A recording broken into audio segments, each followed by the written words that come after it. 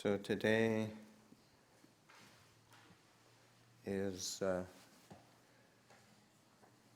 following the topic of devotion and ritual. As we say, we pick these kind of headings to do the Upāsika days, and some of them are yes, as I mentioned before the meal, sutta study, meditation, daily living. This one is on devotion and ritual, and I think one of the reasons why I picked it because we just recently had a ceremony here for the consecration of the new Buddha image. How many people were either here physically or plugged in through the okay, maybe, yeah, okay, almost half. So I'll be, some of it I might be repeating myself, but it won't be for me because I have no idea what I said those days, so I can't remember. But I think just because it was fresh in people's minds, and having because we've had the image here, we had it in a kind of a shrine outside for some time. Then we had to move it inside in order to build around it. But it was, say, in the midst of a construction site. So that's it. We've been relating to it as something that was in the way of our building, sort of, which is really dumb. But it was in terms of we couldn't really wait till everything was finished and then bring it in. So it's just a practical measure, and the having an image and being able to relate to it as something that is an object of devotion is really important, because it has evokes a very different feeling, and particularly in that sense of trying to elicit a quality of devotion in the heart is not just about, say, a Buddha image, but it's also a balance in our practice, and we think in terms of the qualities that the Buddha said are spiritual powers. In Pali, Saddha, Virya, Sati, Samadhi, Panya. So Saddha is like faith, devotion, confidence. Virya is effort, energy. Sati, mindfulness, awareness. Samadhi, concentration, meditation. Panya, wisdom, discernment. So those qualities have a certain a balancing power, or they help to balance each other, and so that faith is an important quality. That there's a couple things in the sense of it balancing wisdom, discernment. Is that wisdom, discernment without faith is like intellect without the heart is just clever, and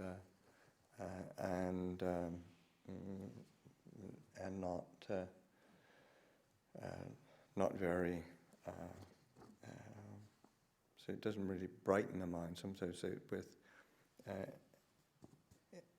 intellect or conceptual ideas, we can figure out what an ideal world should be like, an ideal person should be like, and still be really miserable.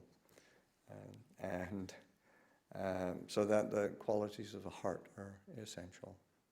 So that aspect of wisdom, discernment, being balanced by faith, devotion, confidence, heart qualities.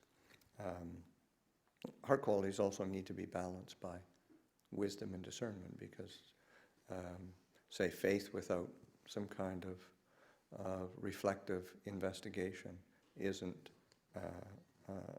helpful either.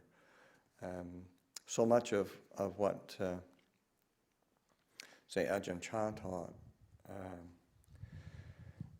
was, say, an emphasis, a theme that comes up over and over and over again is the sense of balance and just right. Just getting things just right, so that getting that just right quality of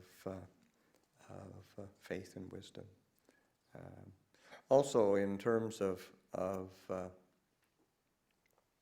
the say faith, if we're looking at those 5 spiritual powers, faith, if it's functioning properly, should be leading to something that is weary, say effort.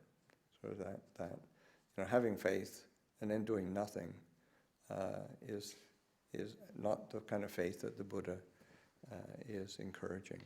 So that this quality of faith or devotion should also be eliciting an effort in practice and supporting that effort in practice. So that's an aspect of reflection. So that with the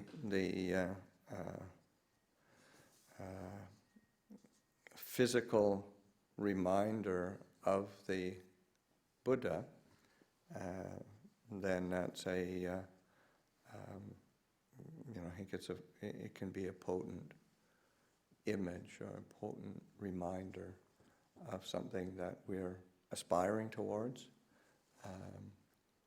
Like oftentimes I will kind of say that when giving meditation instruction, just take a look at the Buddha on the shrine, if you want to see what a meditation posture is like. They don't make Buddha images. They're kind of slumped over, sitting, twiddling their thumbs or something. It's that upright quality, and that's actually one of the reasons why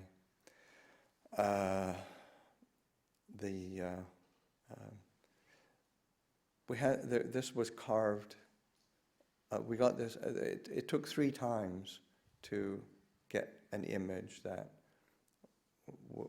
the monk who was kind of overseeing the project. It was carved in Thailand, and it was Ajahn Achalo. Some people might know him, remember him, and he.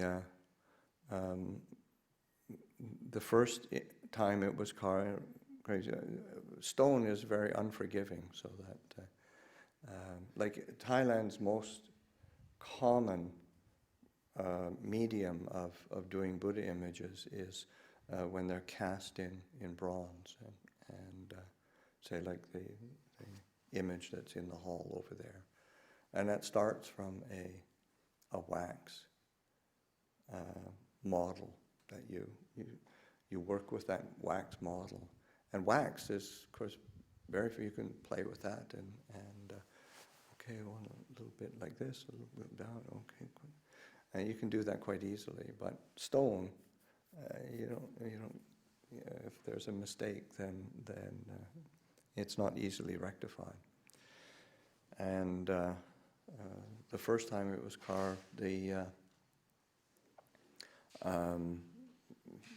it was actually one of the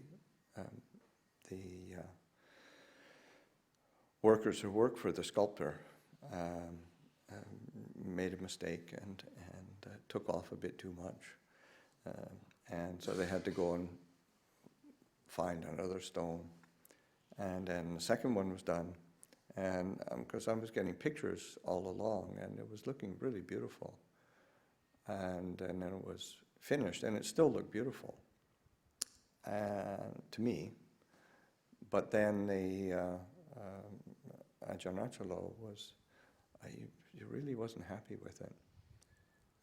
And his take on it, and as soon as he said it, then it made sense. He said one was that the head was slightly too big for the body, but it wasn't that noticeable really. And there was an incredibly beautiful face, slightly different than this again. But then he said, but the shoulders are too slumpy. And he said, the Buddha should sort of be sitting there, not kind of slumpy. And I was like, oh yeah. So for that sense of effort, or the Buddha being really present, so anyway, it ended up being done again, and so it's in true Buddhist fashion. We did it 3 times. And then this is the image that we received. And so in having an image in Thailand, oftentimes when you cast an image, then that's when you invite monks to come, and there's special chanting and ceremonies that take place, and certainly that, like with the image that's in that hall, the image that's up above on the ordination platform, those those ceremonies took place, and different senior monks, elders presided over those ceremonies, and the sort of and that's really when it's blessed. But with a stone image, then you just have to.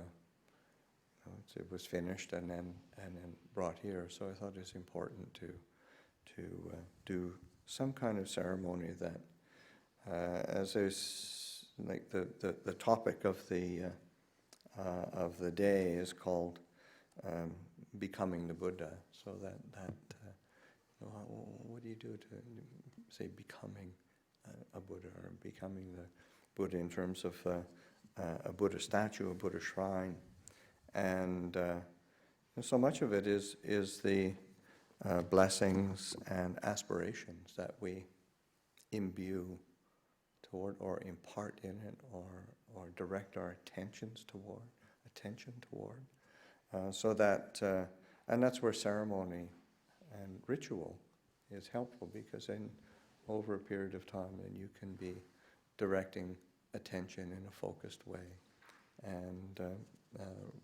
reminding oneself of the aspirations that say that the Buddha symbolizes. And in Theravada practice, and the Buddha always symbolizes 3 certain qualities: wisdom, compassion, purity. And those are also, say, qualities that need to be balanced and balance each other. That sense of, say, purity without wisdom and compassion, it's just is sort of insufferable usually.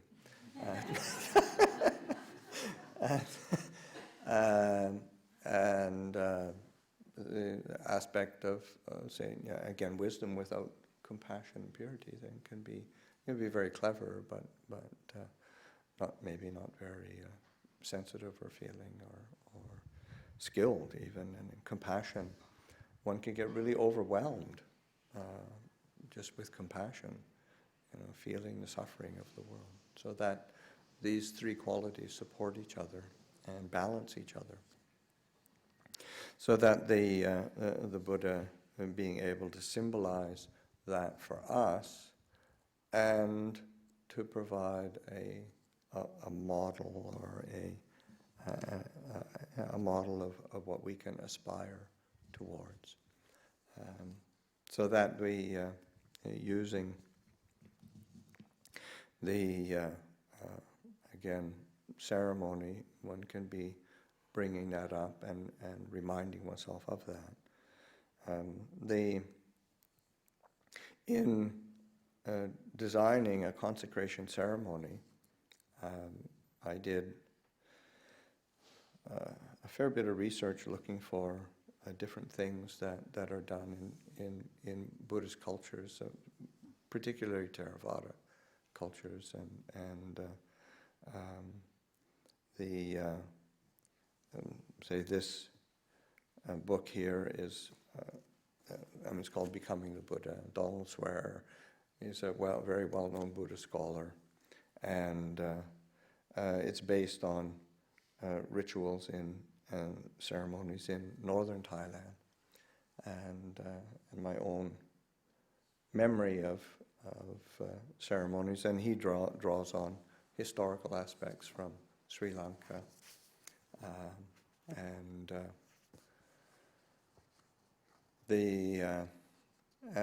one of the things that one does is sort of invoking, say in this first page of the thing, consecration ceremony, calling the devas. So devas are, literally that means beings of light. So devas are, say, angelic forces, forces of goodness, that are a part of the cosmology within Buddhism, and they're seen as protective forces, protective beings, and so then one, through that sense, having all radiated loving kindness, so that one establishing the mind in loving kindness, and then requesting forces of goodness to join and participate and be a part of. One begins with loving kindness. It isn't sort of some grumpy command of, okay, you Daves out there, straighten up. It's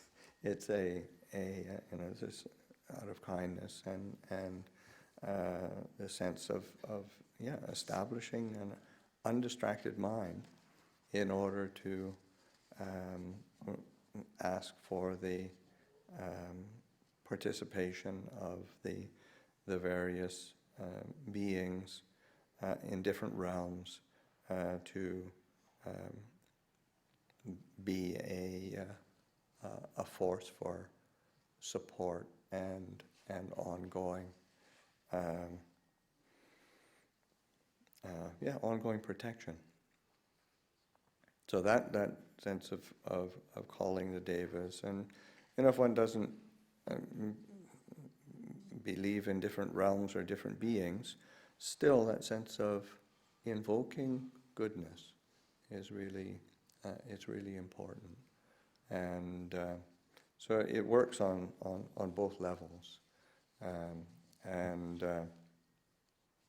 personally, I don't have a problem with different realms of existence and different beings. I actually recently we had a visiting monk, Upāsikā, and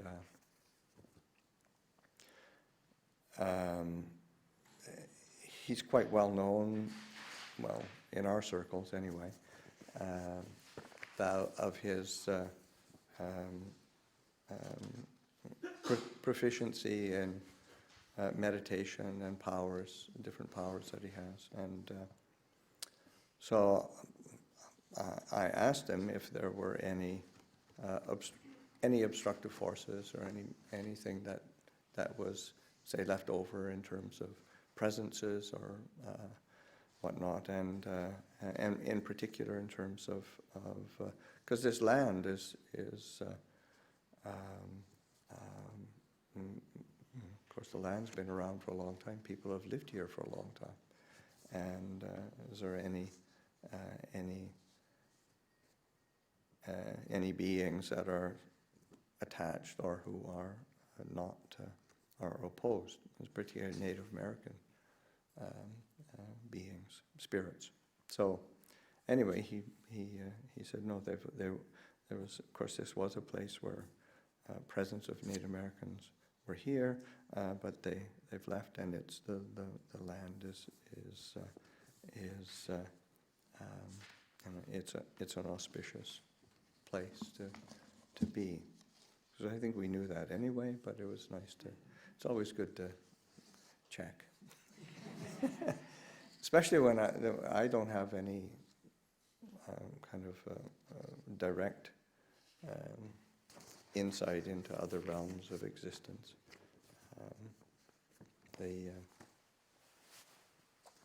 I lived in a monastery that in Thailand it was a very old cremation ground, so there were lots of different spirits in different places, and I lived there for 20 years or more. So, and especially I was the abbot there for 15 years, so I was always hearing stories from different people over periods of time. So I got a sense of who was where, what they looked like, what their characteristics were. But that was only from hearsay, but it was sort of because you hear it from a few different people who've never communicated with each other, then say, okay, it's probably there.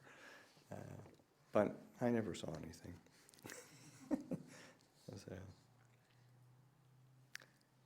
And so then that invoking of the forces of goodness, and then always in terms of, say, a Buddhist ceremony, one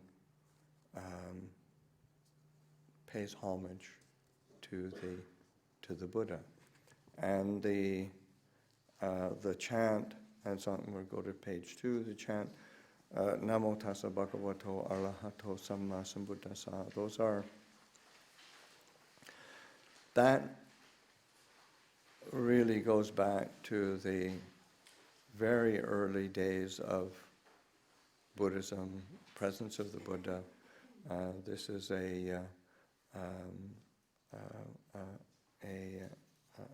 paying homage to the Buddha, and again it does how do you say, reference those qualities of wisdom, compassion, and purity. Bhagavato, I mean, it says homage to the blessed. It's kind of short here. Bhagavad sort of says, one who brings blessings. So that one who brings blessings, one who is a blessing to the world. So that's sort of evoking a quality of compassion. Arahato, it's translated as noble. That's a good translation, but literally it usually means arahato, one far from defilement. And it's really interesting in that when it's translated to say one far from defilement, in the sense that it, and I think it's because when we talk about purity, oftentimes we think of, I've got to be pure. I can't have any can't ever have a bad thought, because that would be impure. But it's more like one is far from defilement because one has the strength of mindfulness and discernment that sees things clearly, so that a thought of sort of, because it isn't as if the Buddha was never irritated by something, but because there's a great sutta where Sariputta comes with a group of newly ordained monks to visit the Buddha, and they're not really that well trained yet. They're newly ordained. There must have been a bunch of them, and they come into the monastery, and they're making a lot of noise and sounding really distracted. And the Buddha, who is that making that racket? Like merchants in a fish market, and then they said, well, that's Sariputta with them, a whole bunch of newly ordained monks. They said, tell them to leave. and it did. He got dismissed. So even Sariputta, right-hand disciple, and the Buddha was and he wasn't pleased. But did he dwell in aversion? I don't think so. And did he? But he was sort of like, no, it's really inappropriate. Coming in and making a racket and just not really being sensitive to the situation, and it'd be better for them to have a time out and come back later. So that's what he done. So there's that far from defilement is an interesting reflection. The last, the Samma Sambuddhasa is perfectly enlightened one, but it's also Samma Sambuddhasa is also perfectly enlightened on his own, in the sense that he has found liberation through his own effort and understanding, without having a guide or a teacher. So that's a quality of this wisdom that was so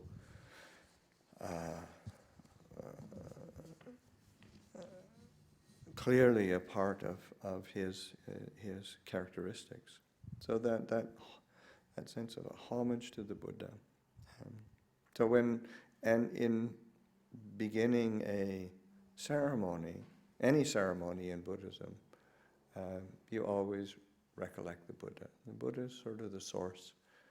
That's the source we keep coming back to for our inspiration, our example, our model, our role, and so that, and again, if it's conceptually held, then it could be a nice idea, but then how do we put that into something that's tangible, so that having a Buddha image is a way to accomplish that. And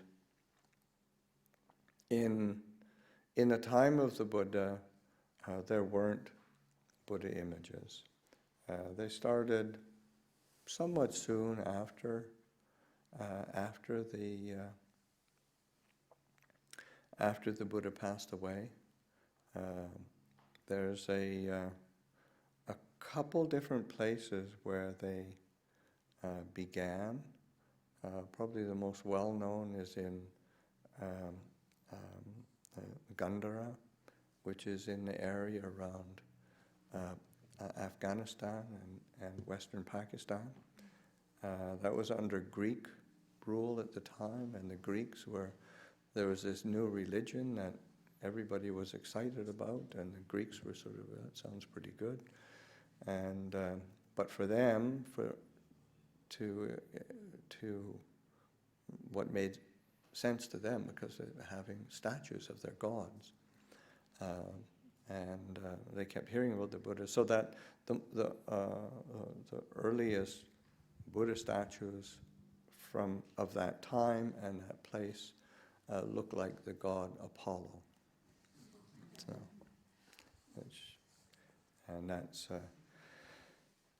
which is which is good. I mean, Apollo's the Greek god of wisdom, so that's not a bad start. But then also, it was in sort of southwestern India. It's called Mathura. It was an area, sort of in the area close to what's now Mumbai, but a little bit more inland.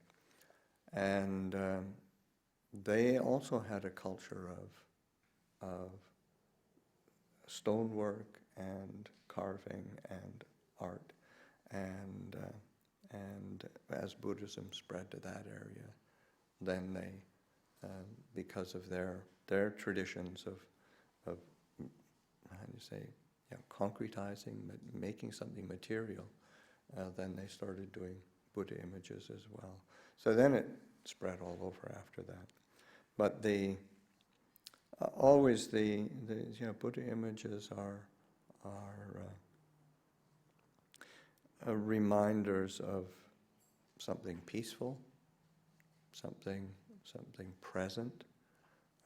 Like, it's interesting that it's very rare to have a Buddha image with the eyes closed.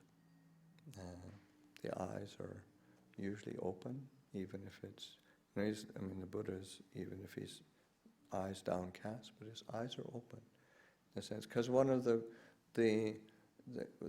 word Buddha literally means awake, or so that one who is awake, and so that the eyes open are a symbol of that, of being awake, and so that's not just sort of physically awake, but sort of inner awakened quality.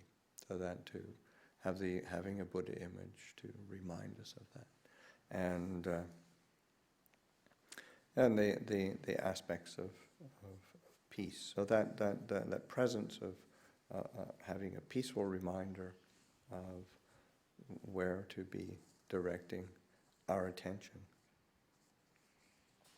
In terms of a ceremony, again, one of the things that we did was, and what you always do in Buddhist ceremonies, is recollecting the refuges.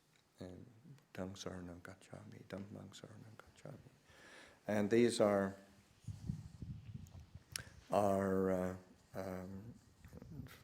again, from the very early days of Buddhism, central to what constituted a lay person's Buddhist practice, as well as a monastic's practice. Our practice was always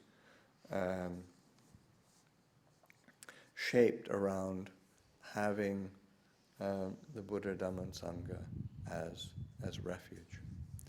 So to make that very explicit. And the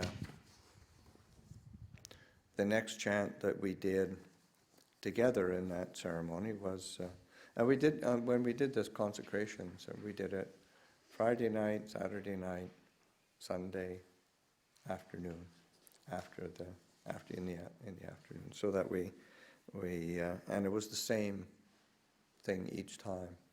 I think one is just to just get more clear, you get more familiar with it, so that in terms of ceremony, having a familiarity with a chant or a ceremony or a ritual, then you can start doing, not worrying so much about the details, but paying attention to the inner quality of the heart. And that's why I say, like, even in, say, morning chanting, evening chanting, you do it over and over again. It becomes, you become familiar, become comfortable with it, and then you can start paying attention to how do I direct attention? How do I lose my attention? Where do I get lost sometimes? So that, but anyway, we did it on those 3 days. And then the Iti Piso chant, again, that's something from the time of the Buddha. It's in it comes up in the discourses so many times when somebody is recollecting the Buddha and his teaching and his community, and these were the traditional references to the community and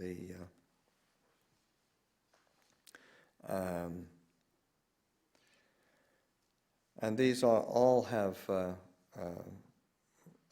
these words can be expanded on, and they're kind of like key words. And I remember I was still the abbot of Watnana Chant, and we had a Vietnamese monk come and live with us. Vietnamese Theravada monk. So, Dante, were you there at that time? Just before you came. Jotiko. Jotiko. And he was quite young, but very learned, and very interested in practices, which was why he came. But he was very learned, and in one rains retreat, I asked him if he would give a teaching on this chant, and he probably spent, not giving a talk every day, but every 2-3 days, he would give a talk. Just take one word and expound on it, and it took probably about 3 months to go through this chant. And we recorded it all, and they're gone now. Those, huh? I heard them. You heard them, yeah. But they're gone. Yeah, they're gone.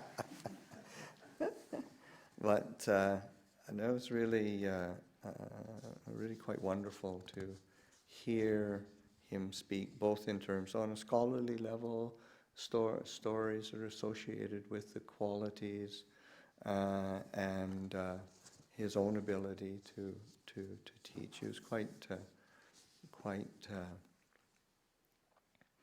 he'd been ordained in Vietnam. He when he was quite young as a novice, and then he left when he was about 17. Is what part of the sort of the Vietnamese boat people that left, and he and their I can't remember how many people were on the boat, 30, 40 people, small boat, and it broke down, and then Thai pirates came. Thai pirates were really nasty, but anyway, he was sick, so he was down below, and then he heard this whole commotion, and he came up, and then the kind of Thai pirates had boarded, and of course they're loaded with guns, and then they see this little novice, 17 years old, and just look at each other, and then put their hands in, actually. And then they helped them fix the boat, gave them water, and then so then they were able to get to safety. I think that was probably why he was brought. He was brought along. It's typical then. But that, and yeah, he was just extremely knowledgeable. And one of the things he was a Theravada monk, but in Vietnam, they learn both schools. So he was trained in both Mahayana and Theravada teachings. But this chant, even though it's a well-known chant, but it's in Theravada Buddhist culture, it's very central to the recollecting the qualities of the Buddha, and so that's. And there's one.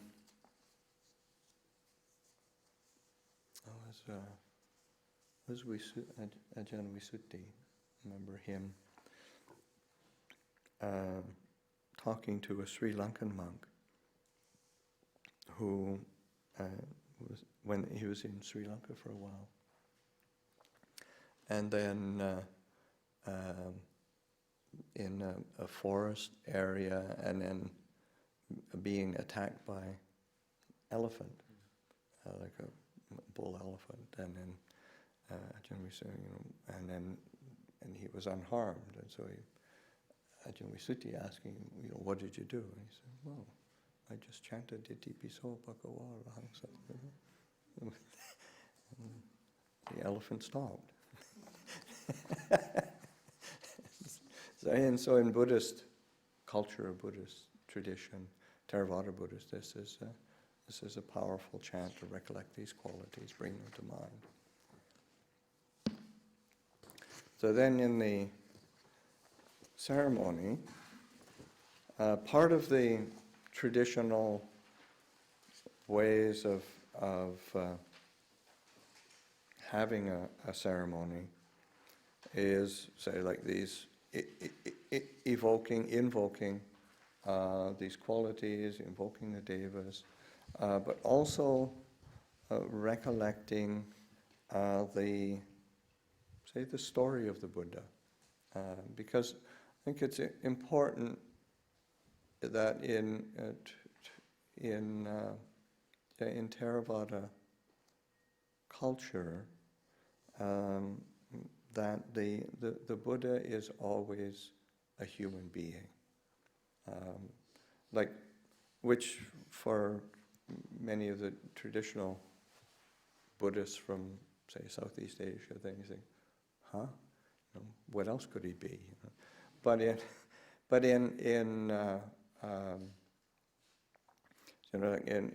other Buddhist traditions, and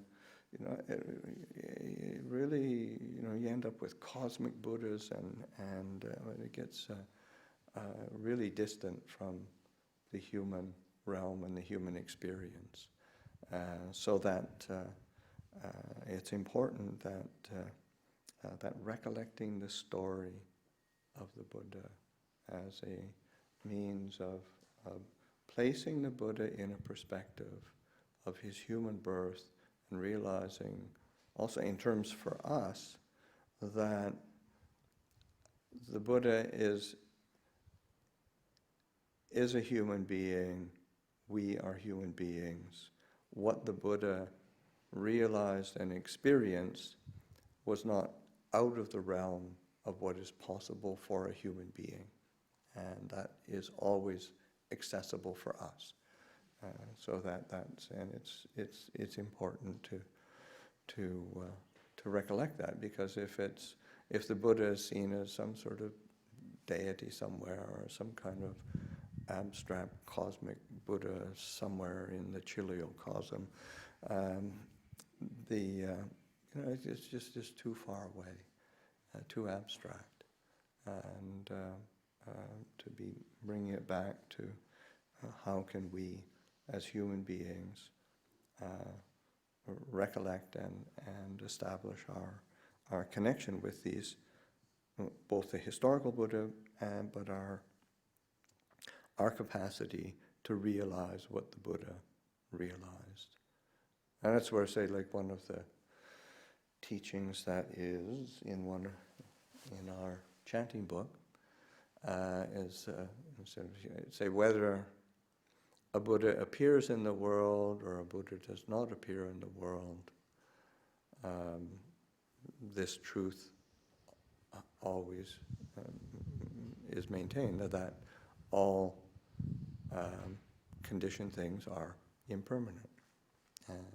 Whether a Buddha appears in the world, doesn't appear in the world, all conditioned things, all compounded things are dukkha, are unsatisfactory.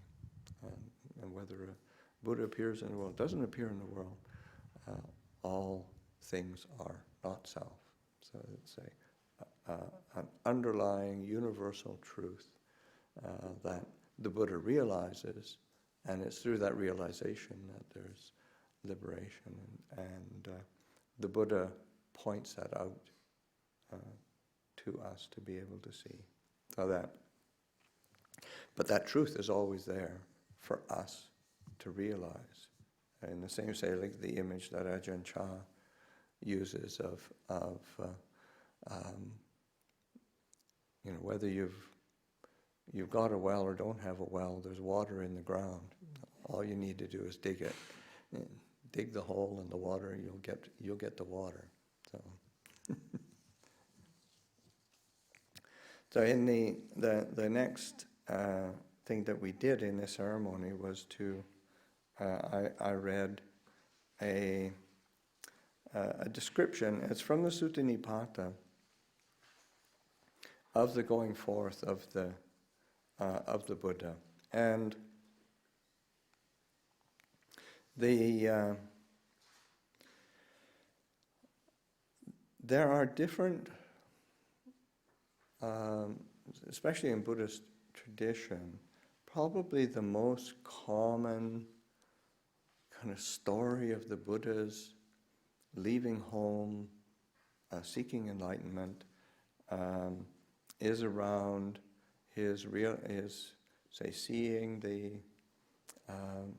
the old person, seeing the sick person, seeing the dead person, and although that's it's a very useful teaching story, it actually isn't in the scriptures.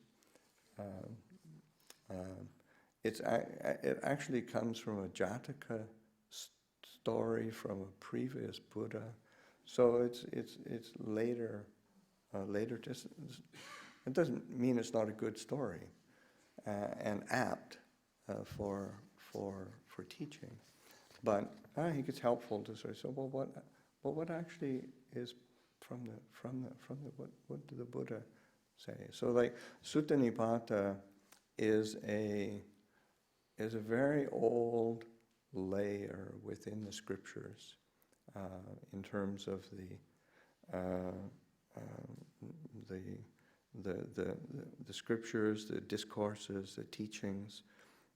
Many of the apparently earliest teachings come in Sutta Nipata. It's in the forms a part of the Pali Canon,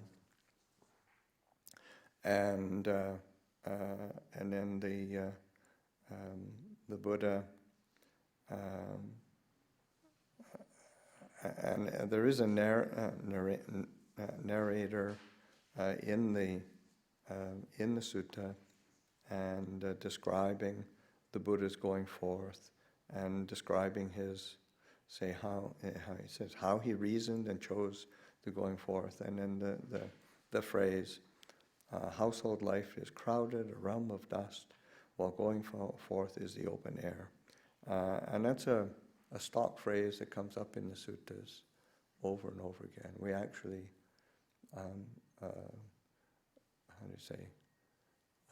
pluck that out and use that as a part of the Anagarika ceremony, when people take on the Anagarika training, and that household life is cramped and dusty. And Brian, what is the rest? Household life is cramped and dusty. Homeless life is free as air. Yes. What if I, shaved off my hair and beard and took the... So that's what is invoked, and that comes up throughout the sutta. So the Buddha himself sort of, considering, he's, he has lived a privileged life, and the time of the Buddha was a time of great change, in the sense that there's a real searching in terms of a religious and spiritual level, and there was a big change in terms of political and economic forces in India at the time. Politically, there was a real tension between the rise of the kind of nation-state kings taking over territory, and the traditional smaller kind of republics that were oftentimes maybe more like oligarchies, or but still with participation. It's a people, and so that the Buddha grew up in a kind of quasi-republic, and so a lot more participation. So that's why much of the administration of the Sangha is much more based on participation and consensus, as opposed to the kind of the absolute monarch ruling over things, which it's a nice model if you're up at the top. Sometimes I wish I had some of that power. But it isn't how it works, and it isn't how people work. It's, if you're going to live together, you have to learn how to actually consult and communicate and create some kind of consensus amongst you. So it's a great vision that the Buddha had.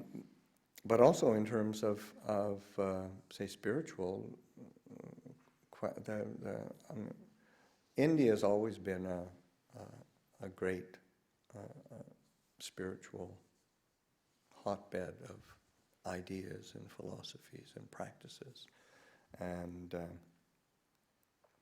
the time of the Buddha was like one of the the first discourse in the long discourses is it's called the Net of Brahma, which the Buddha starts to delineate the different religious and spiritual views that were prevalent during his time. And there were 62 of them. So it wasn't just a choice between God or atheism. It was just nuances of philosophical and spiritual quest, quite broad, and all the different practices that were experimented with. And so the Buddha was facing these and growing up in that milieu, so that he seeking a path of peace, a path of liberation, so that and in this discourse, it's the King Bimbisara, who's the king of Magadha, which Magadha was probably the most powerful kingdom at the time. There were two main kingdoms in northern India, Magadha and Kosala, and King Bimbisara was the king of Magadha, and he sees the Buddha and he says, who is this person? This is somebody who's special. He's not some ordinary sort of scruffy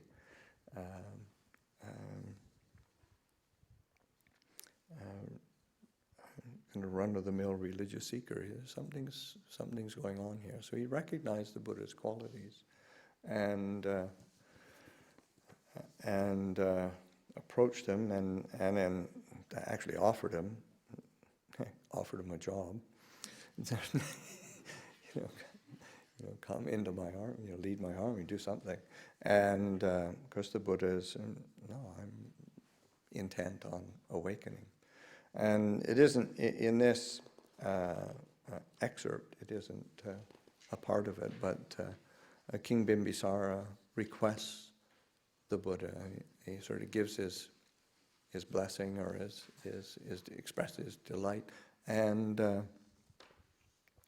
then requests that if he does find reaches his goal, please come back and teach me. And that was one of the things that the Buddha did after his awakening, was to come back and teach the king. Probably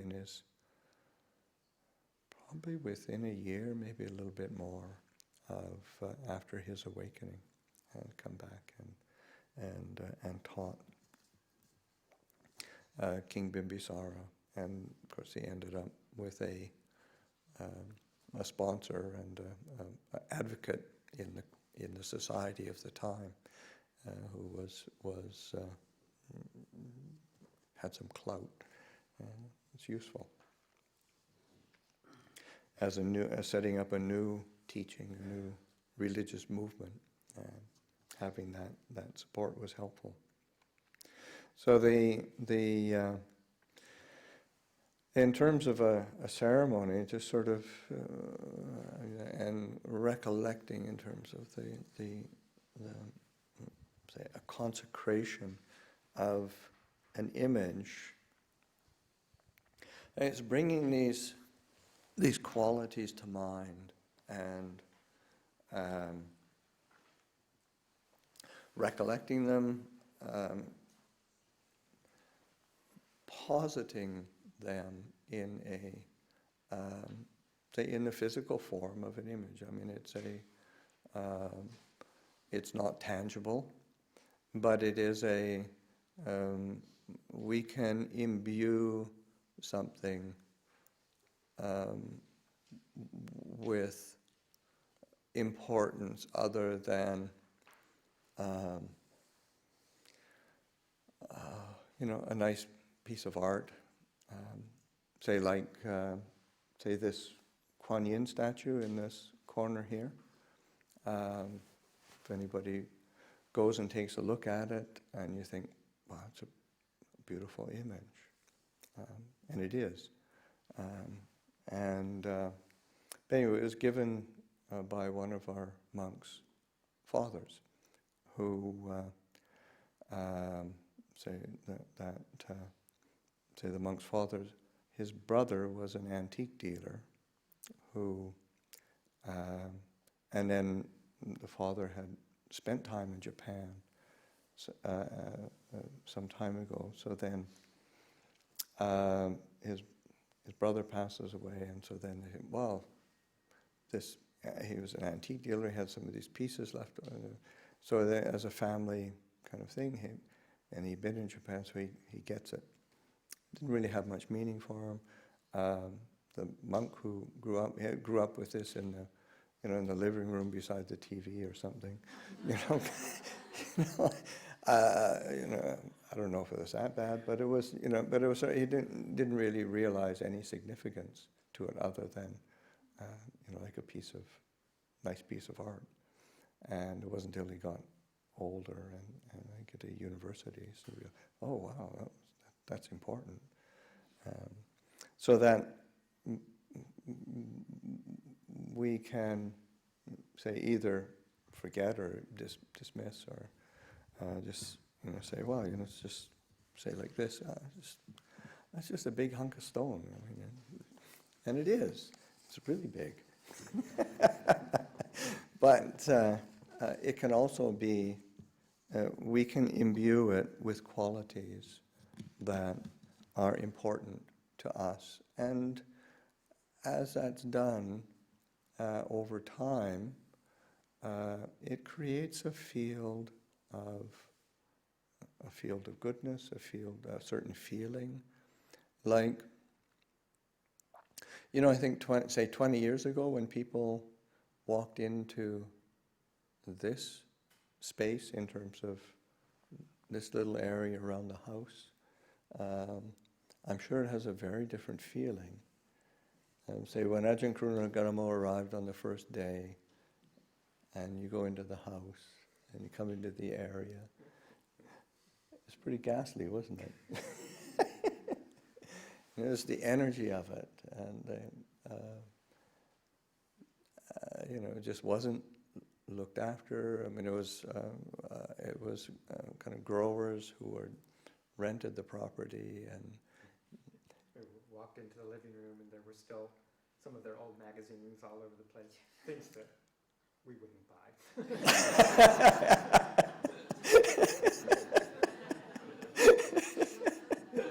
Very quickly. So that evokes a certain feeling. Whereas over time, just people coming to this space and bringing their goodness, bringing their generosity, bringing their aspirations, there's a different feeling, and that is quite tangible. A place like Wat Pah, where Ajahn Chah lived for so many years, you go into that forest and everything settles. You feel that, and so that we can imbue something that is of a material nature with our aspirations, our own things that we see of value, and so that bringing an image into this hall. Yeah, I mean, this was a construction site, and that's what it felt like for a long time. I walk into here, even when the Buddha was here, I wouldn't come in and see the Buddha. I'd come in and see the windows. I'd come in and see what problem there was with the stucco, and what difficulty there was with the actual workers, and so that that is what your mind focuses on things. So that changing a construction site, changing a building into a sacred space, that is something that, say for the monastic community, the lay community, all of us as a community, we have this opportunity to change that and to create a Buddha image, an image that is a reminder of awakening.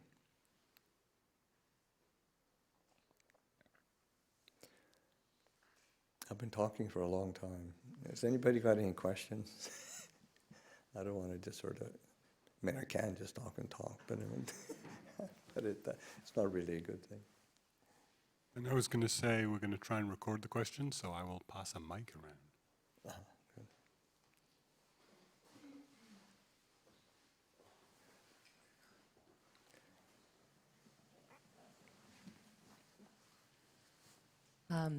Ajahn, looking where it says household life is crowded, a realm of dust. Yeah. I'm thinking of those with much dust in their eyes. And when they say dust, are they speaking of obfuscation? Yeah, in general? obfuscation, obstruction, things that soil or make things clouded in some way. Yeah. Can you give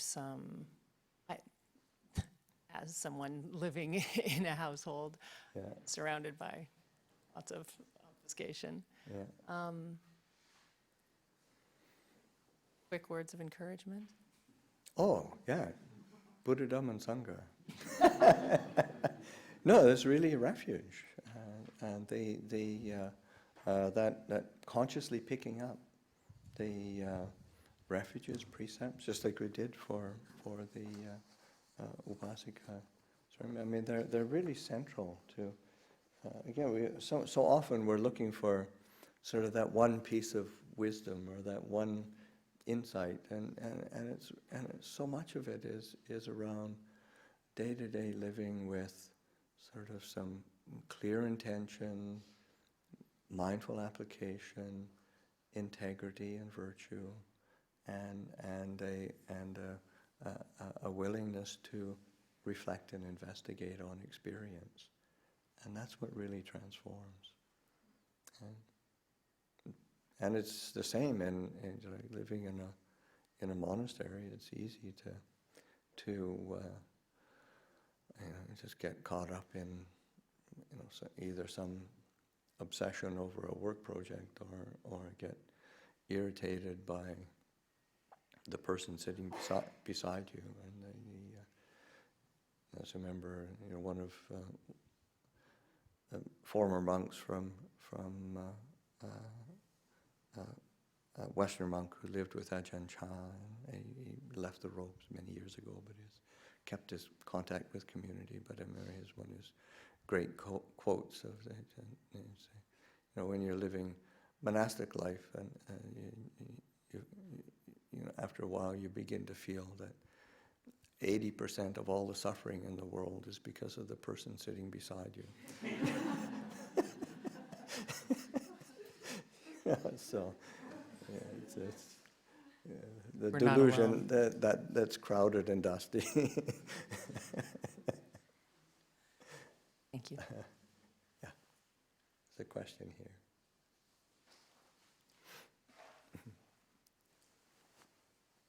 Ajahn, when you mentioned the talk at the beginning in relation to the devas, I was taken somewhat by what you meant in relation. Is it imagery? Is it symbolism? Is it something that is tangible for some people, or is it difficult to ascertain what that means? Particularly the talk around the heavenly minstrels and nagas, Yeah. I think, in the water and in the Badlands nearby. I'd just like you to say something more about that, please. Yeah, I think it's part of it is that there's in the different from in Buddhist cosmology there's many different beings that are immaterial that inhabit the sphere that we're in, and some of them are unfortunate. Some of them are fortunate beings, like so that one calls on devas in terms of they're fortunate beings, and as I say, like beings of light, so that there's a brightness about them. But also then within that you've got, say, earth devas tend to be more like lower level nature spirits, but they're certainly around. The heavenly minstrels are a bit higher beings in terms of hierarchy in the cosmology. Nagas can be either protective, or they can be destructive. Sometimes they're not. They can be forces for destruction as well. But then, and say in water and land, they're sort of all around,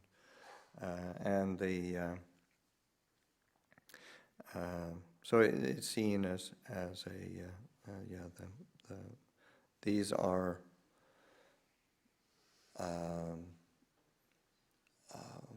For people, some people, they're very present and tangible, and as I said, for myself, I have to go on good faith that what other people tell me, but very much a part of the Buddhist cosmology, and from the time of the Buddha, And many things that the Buddha talked about in terms of his teachings are not dependent on the cosmology. Doesn't mean that it's say one doesn't need to believe in this in order to realize the Four Noble Truths, dependent origination, Eightfold Path. Those are independent of the cosmology, which is really skillful. But I think in the same way that I think one can just hold it in a kind of a loose way and say, okay, maybe not.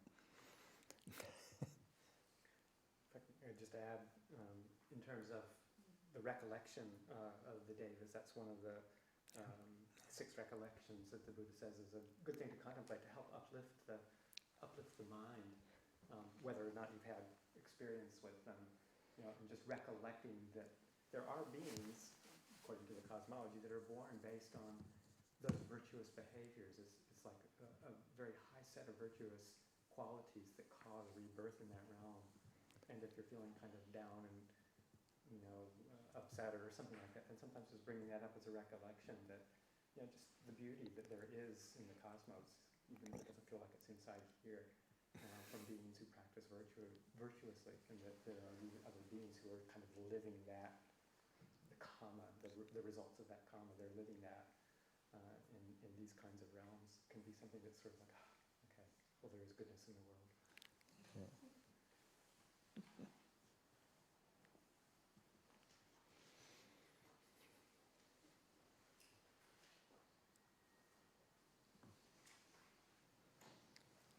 Okay, so then doesn't seem to be any more questions. So the next thing that we used in that ceremony, in that same vein of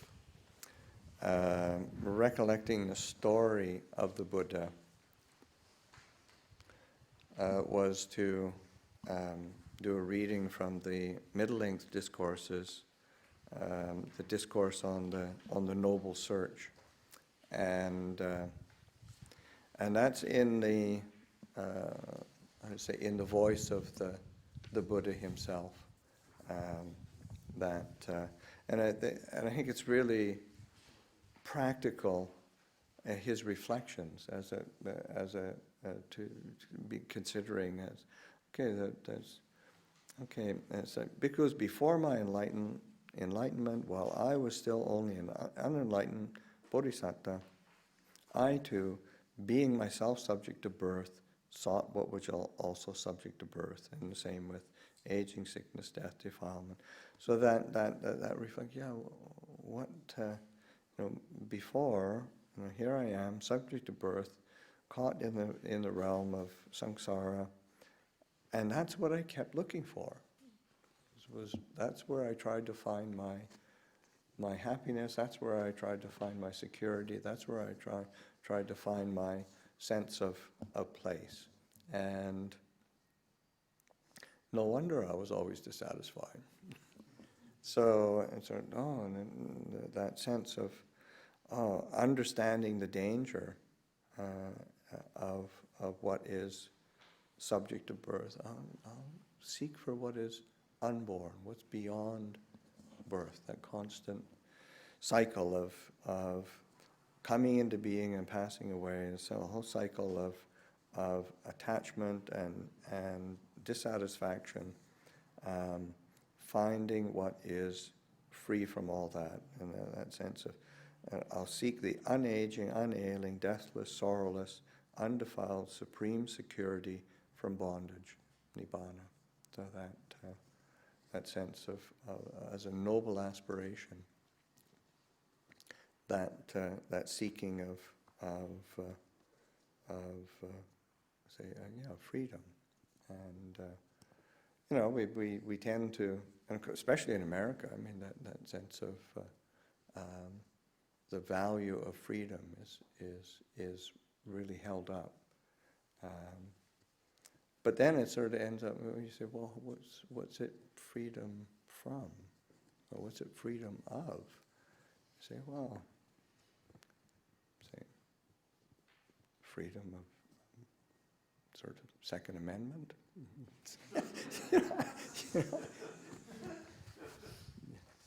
It's true. Or freedom from the, freedom from not having any government oversight. Yes, it's, not having government getting in our way, having all these deal with half the taxes and whatnot. So, and then you end up with a healthcare system like America. So so you say, well, the freedom. And so, what does it mean? And what are we looking for? How do we actualize it?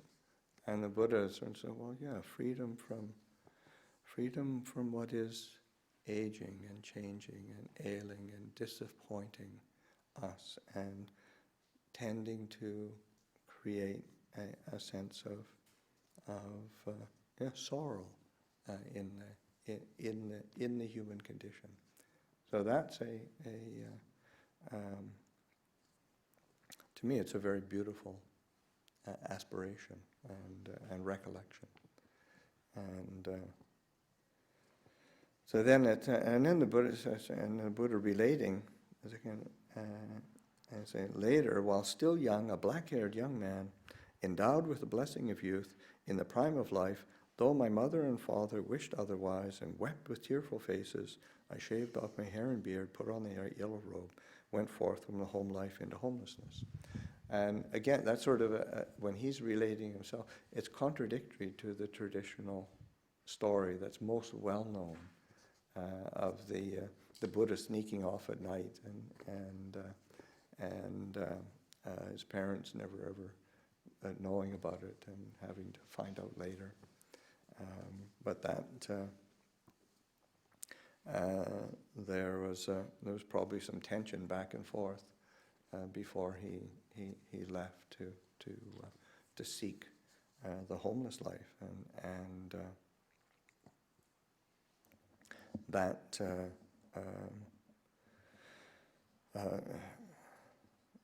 that leaving, especially for say, I think even in the Buddha's time, even though there is a premium put on religious seeking, I think in Indian culture, it's more, but after you've fulfilled your duties, and, it's okay to do it once you've, married, looked after your children, had fulfilled all the different obligations of a household life. Then when you're about 60 or 70, then you go off into the wilderness to lead a spiritual life. So that the Buddha is still young and is leaving the advantages, especially in his case, of growing up as a in the warrior noble caste, a prince who would be taking over his father's kingdom, even though it's like a small principality. Still, it was something that was endowed with a lot of comfort and privilege, so that his father not at all happy. But the Buddha having that aspiration, and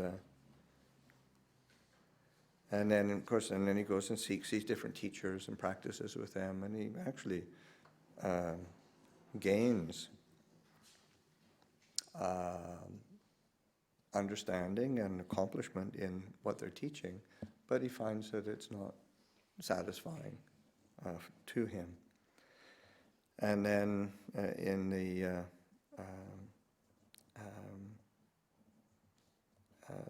say, still in search, bhikkhus, of what is wholesome, seeking the supreme state of sublime peace, I wandered by stages through the Magadhan country until eventually I arrived at Uruvela at Senanigama. There I saw an agreeable piece of ground, a delightful grove, with a clear flowing river with pleasant smooth banks, and nearby a village for alms. And I considered, this is an agreeable piece of ground. This is a delightful grove with a clear flowing river with pleasant smooth banks, and nearby for a village for alms resort. This will serve for the striving of a clansman intent on striving. And I sat down there thinking, this will serve for striving. So he's making that commitment. And something, I think one of the things that's helpful, and I think I brought it up in the Dhamma talk last night, something where it's okay to experience pleasant things as a religious seeker, as a spiritual practitioner. Like the Buddha didn't go to some polluted, smoky garbage pit filled with people crowded around him. He went to a quiet, pleasant spot. That sense of pleasant and pleasing is one actually needs that as a balance for that sense contact, which can oftentimes be unpleasant, and one doesn't have to subject oneself to what is unpleasant just because there's some inherent virtue in it. In the same way that just because you seek out the pleasant all the time doesn't mean it's going to make you peaceful or happy. But there is a certain inherent quality in terms of that pleasant can be soothing for one. Again, you got to pay attention to the balance, but that sense of finding something that is soothing on the senses, because the senses are experiencing contact with the world around, and it's going to react to that. So that many of the, say, great forest masters lived in quiet, natural settings. It's from the time of the Buddha up to the time of the present. And Abhayagiri this is a delightful grove. And it is a really pleasant spot that helps us to settle. So that the physical environment is supportive to that aspiration for peace. But then, having, say, found a supportive external environment, one has to pay attention to the striving aspect of it. It isn't sort of, he found an agreeable piece of ground, delightful grove with clear flowing river with pleasant smooth banks, and nearby a village for alms resort. And then this will serve for my opportunity of sleeping and eating a lot. It isn't how it works.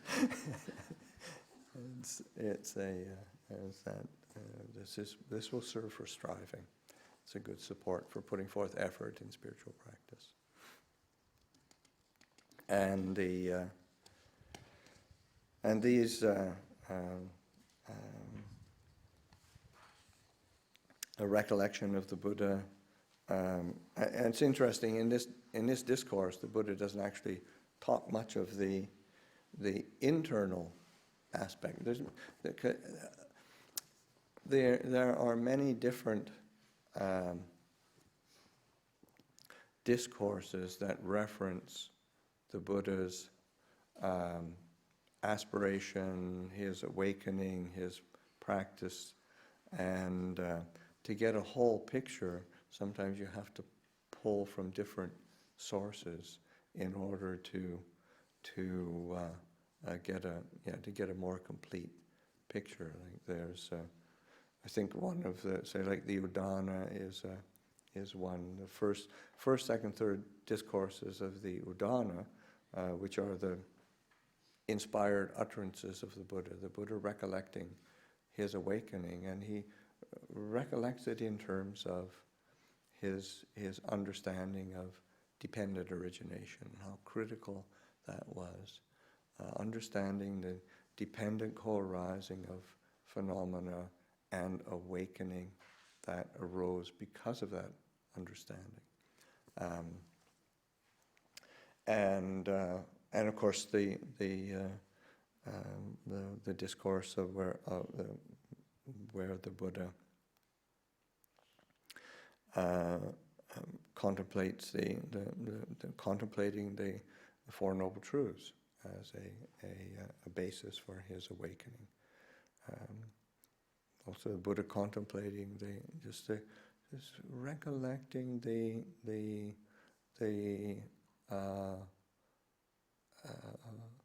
limitation or the danger in sense experience, in feeling, and in sort of thoughts, emotions that are stimulated from that. And then recollecting, say, the benefit, the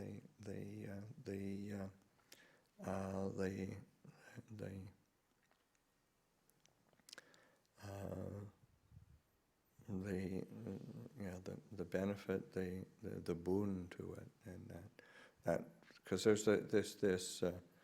I mean, there are drawbacks which we have to understand, but then there's also the fruits that arise when we of goodness, of when we experience things through the senses, the feelings that we experience, the thoughts and emotion that comes. So how do we step away from the things that are drawbacks and draw close to the benefits and to be able to elicit that, rather than to being this subject to some random manifestation of these things. And then understanding, say, the way out, understanding the escape, which the Buddha always casts in terms of that relinquishing of attachment, relinquishing of clinging. And so in this particular discourse, his description, he says, yeah, this will serve for striving, and then it jumps to, so then I attain Nibbana. And so it didn't get much of the details there. And then, but then it comes up, this conviction and understanding, yeah, my deliverance is unshakable. This is my last birth. There's no renewal of being. But then he starts contemplating, wow, this, what I've attained to is really subtle, it's profound, it's hard to see, hard to understand. It's peaceful, it's sublime. And I don't think anybody's going to understand this. If I try to teach it, I'm just going to get tired. And then that's where the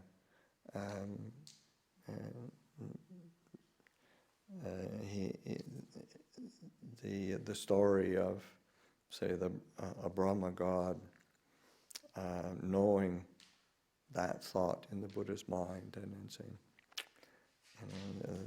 the world would be lost, the world will perish. So then he manifest before the Buddha, and the Venerable Sir, let the Blessed One teach the Dhamma, let the Sublime One teach the Dhamma. There are beings with little dust in their eyes who are wasting through not hearing the Dhamma. There will be those who will understand the Dhamma. And that's actually the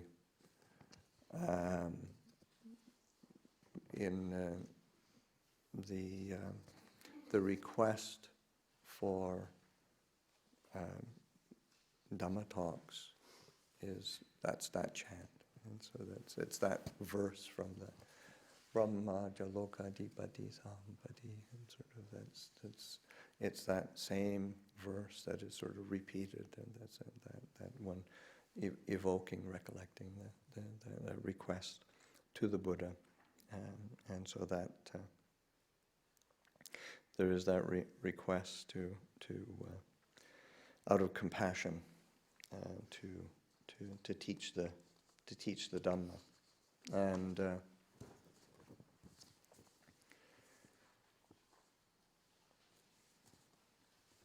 and then the Buddha, sort of thinking about it again, reflecting on it again, and sort of realizing, yes, there are people who will understand. Yes, there are people with little dust in their eyes, and so then he determines to teach. So that's an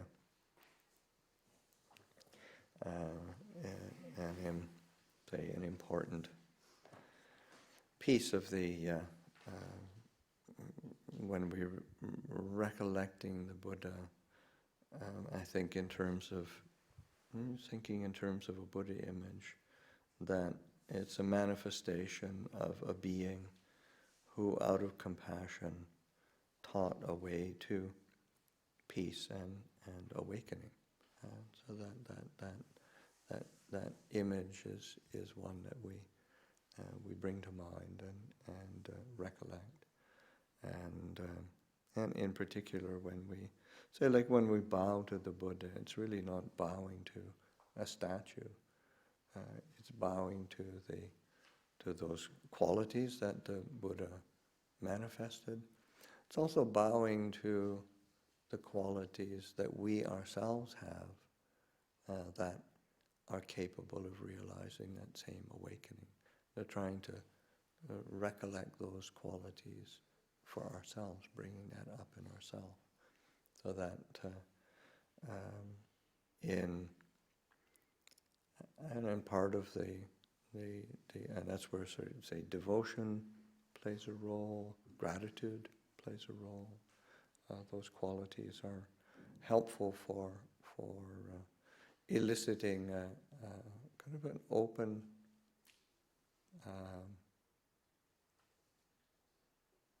space in the heart, in the mind, a readiness to listen, a readiness to take on something new. It's sort of like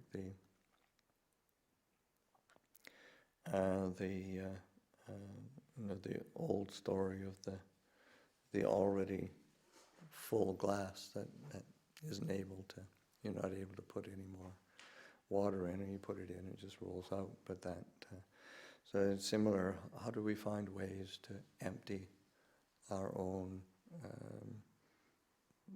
confusion or views and opinions, or our worries and fears, and just learning how to set that aside? And I think that just that having an image that is physically manifest is a helpful means to do that. And that again, just because we have a good intention to be peaceful or to be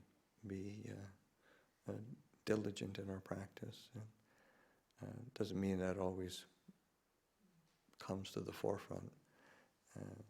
I can assure you that after 40 odd years of practice, that's definitely the case. So that the different supports that we can draw on, I think, are really important to see what are the things that we can help to support us, help to encourage us, so the physical presence of a Buddha image, and particularly a Buddha image that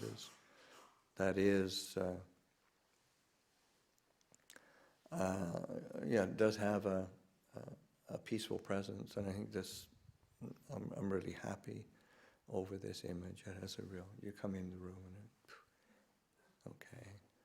and it's definitely solid, peaceful presence. Any questions?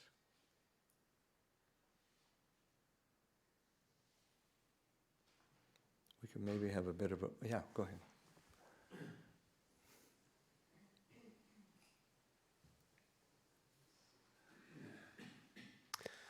That the passage when Buddha attains enlightenment and then says, "Oh, they're never going to get it." I've always thought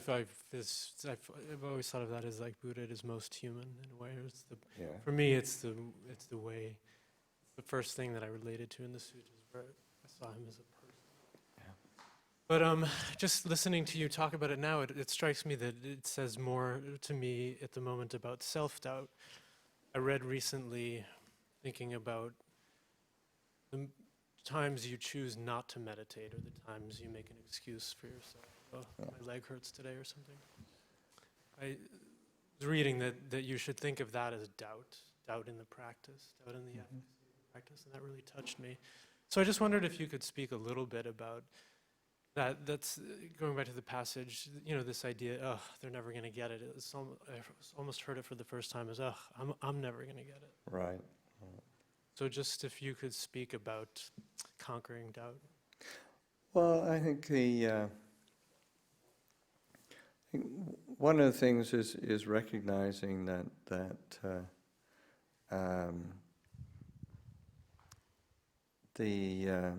that quality of doubt is so much based on self-view.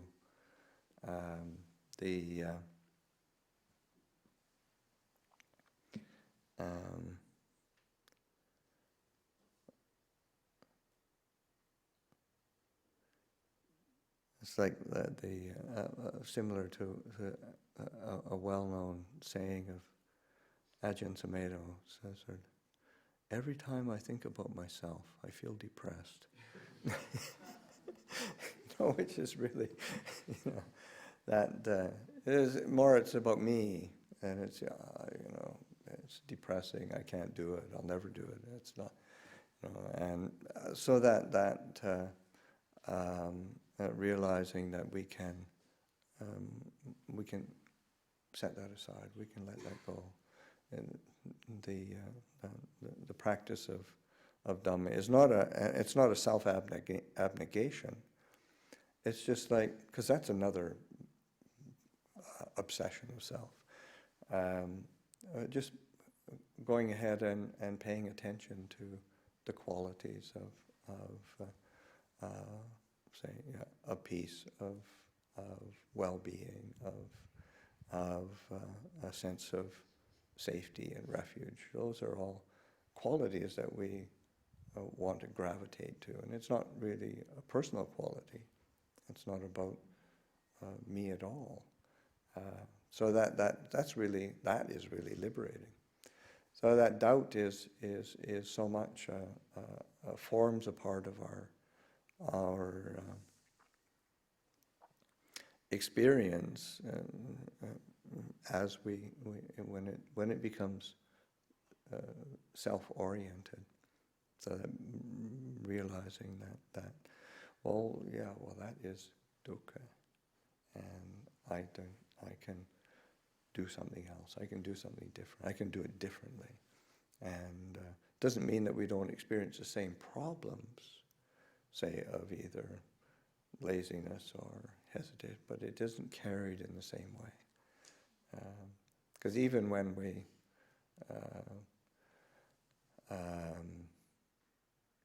even if we've got a lot of faith, your actual energy for practice goes up and down anyway, and there's always going to be times when you're really diligent, and there's going to be times when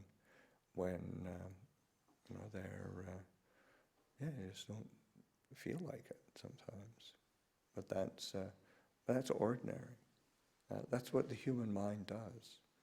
It's not really sort of me being successful when I'm diligent, and me failing when I'm not. When like when I'm lazy. That's what happens in the human condition. Sometimes we're diligent. Sometimes we don't have much esteem. That's ordinary. Sometimes we're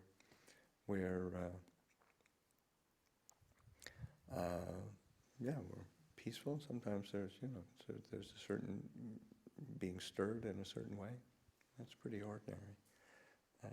So then seeing that, seeing that, we've got another way of relating to it other than personalizing it. And that's hugely liberating. Yeah.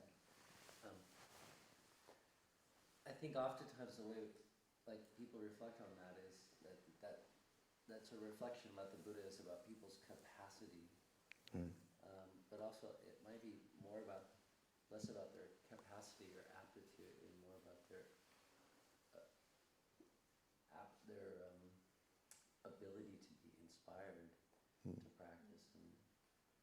And I think the bulk of humanity is not inspired some sort of long-term intentional spiritual practice. And so the little dust in the eyes is like, you're in that kind of position where you can be inspired to sort of practice. Maybe less about your aptitude, especially on any given day. Yeah, and it's just the reality is it's even when the Buddha was alive and teaching and thriving, the sort of his dispensation was thriving. It was still a tiny percentage of people in India of the time that were practicing, or you think of say Thailand being a Buddhist country. You think, wow, Thailand is a Buddhist country, and it's 95% Buddhist, and there's 300,000 or 400,000 monks and 30,000 monasteries. But even, and I know what the standards are, even when you look at the numbers, it's still like half of a 1%, in terms of say, like people who are taking on monastic training, and then with lay people who are really consistent in going to the monasteries, it's probably about the same numbers, and so they're small numbers really. So that, and it's not a value judgment. It's just sort of, that's the way things are.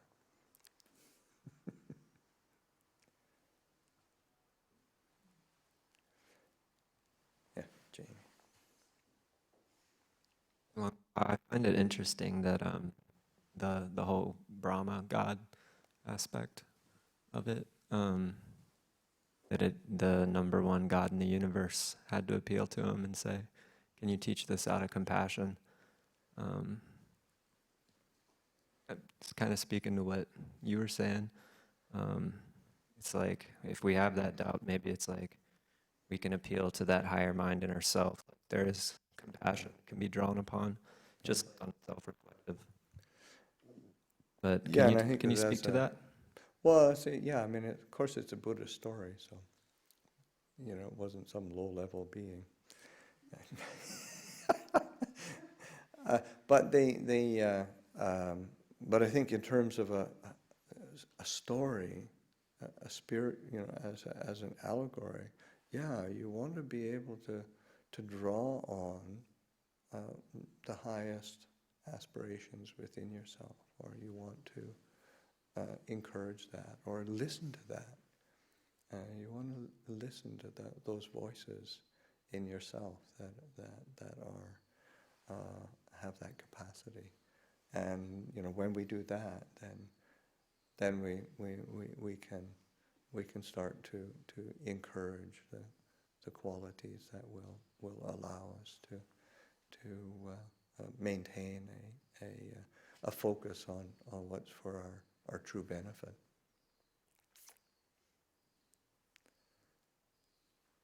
Beth, and pass that.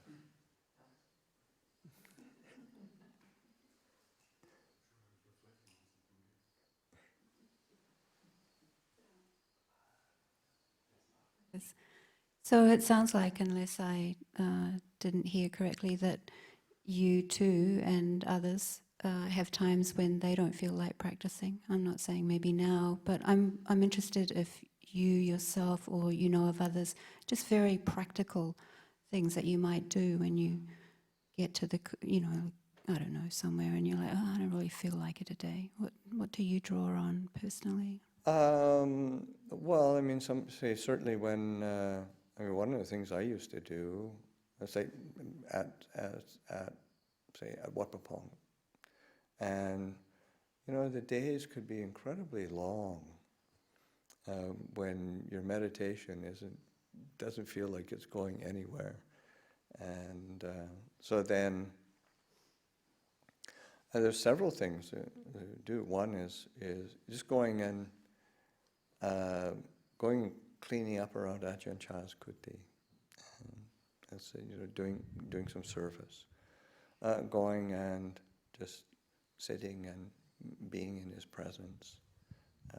That was really very helpful. Oftentimes you listen to somebody else's difficulties or their experience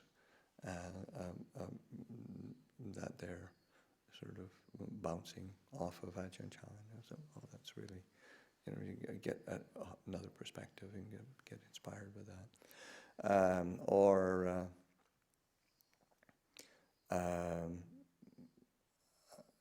Seeking out a fellow bhikkhu who just to share some experience with, or to talk with. That was very, having Kalyanamitta. So all of those I found very important. Or sometimes, or if they, being at Wat Nana Chant, the International Monastery, and then finding a hot afternoon, dull, tired, just picking up a broom and going sweeping trails, and there's a real satisfaction to seeing a nice, clean, swept trail in the forest.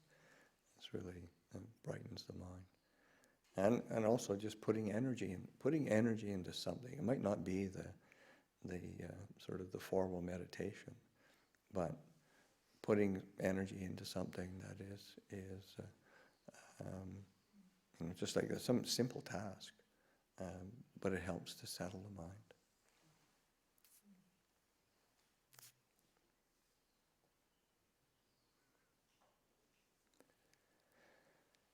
Okay, let's have a break and come back in about 15 minutes. So it's 3 o'clock right now, 3:15.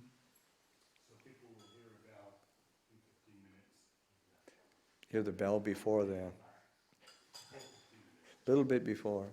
You hear the bell in 15 minutes, then you'll start coming.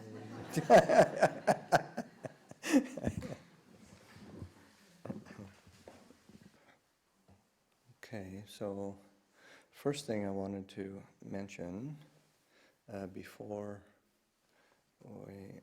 I get into full spate again and then forget, is that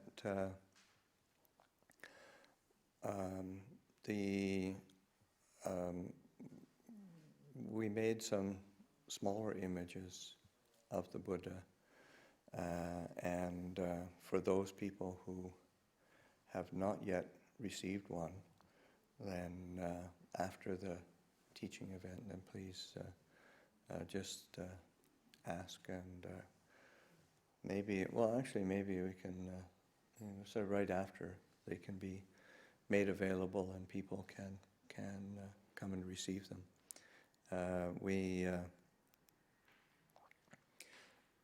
I had them made at the same time that we were doing the first image. So the first. So they're not quite like this, but they were more like how it was going to be before. But it was it's still a beautiful image, and originally I had it was a different artist, and having it done in fiber, but I had them the sculptor give a whole bunch of the stone that had been cut off, and then they used it to sort of grind it down, make it fine, mix it with resin so that it looked like a stone image, and it didn't look good. Couldn't get the kind of refinement of detail on a small image. So like on a big image with stone, and you can get a refinement of detail. But once you get it down to about this size, then you can't get the same sort of refinement of detail. So in the end, it's a fiber that is the color of the stone. So it's a beautiful image, and that was the intention, was to have a small image to give to people on the when we got this and when we installed it. We'll be able to be passing it out to people so that they have a Buddha image in your homes and shrine. And I think making a shrine is an important piece of the just having a place that again, it's sort of a sacred space, even if it's, because our homes can turn into like all of our worldly activities takes over everything. Every corner of our existence gets sort of pushed away and are pushed into that. So then, like carving out a space that is a sacred space, and you have a Buddha image, you have different objects that you that are helping one to recollect what is a refuge, and that's a.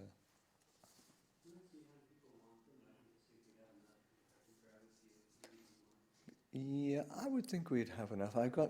There's a bunch in the old terrace vestry, there's a bunch in my office. I think we should be okay. There's some downstairs as well, so we should be fine.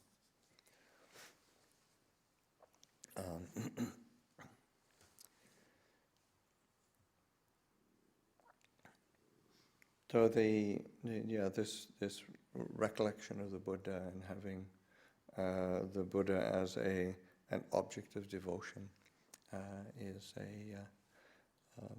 a helpful support for our practice and a reminder of our what are the values that one is aspiring to, what are the qualities that one wants to integrate into one's life.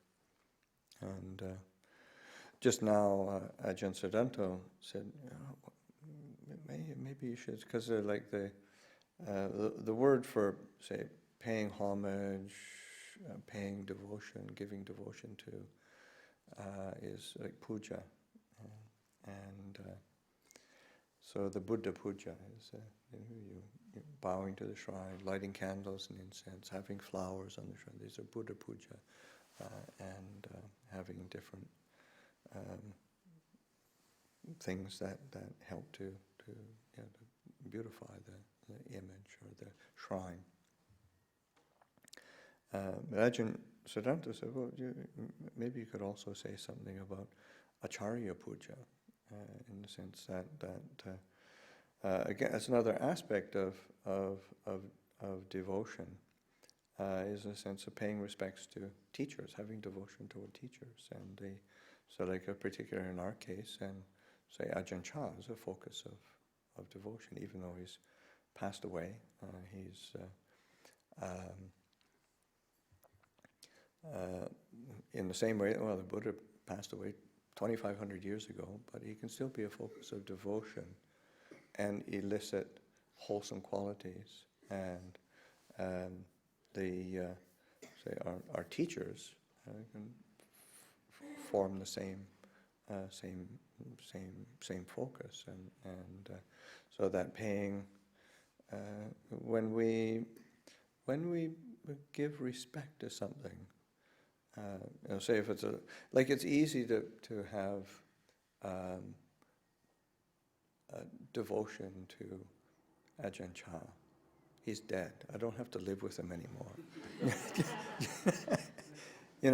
Because as a human being, human beings are always complicated. I mean, it's not, Ajahn Chah was an exemplary being. He was an incredible teacher, but that didn't mean that you always agreed with him, or that he was always just really nice to you all the time. He was a human being, and you had a human relationship with him. But still, that sense of to be able to hold that quality of how to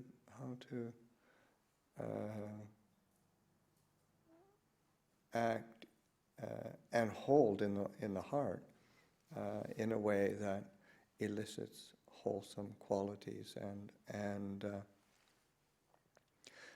helps to guide one towards the path of practice. So that say like in Thailand, say Ajahn Chah has, when he was still alive, we would gather together, usually on the Magha Pujas, which are a traditional Buddhist holiday in February.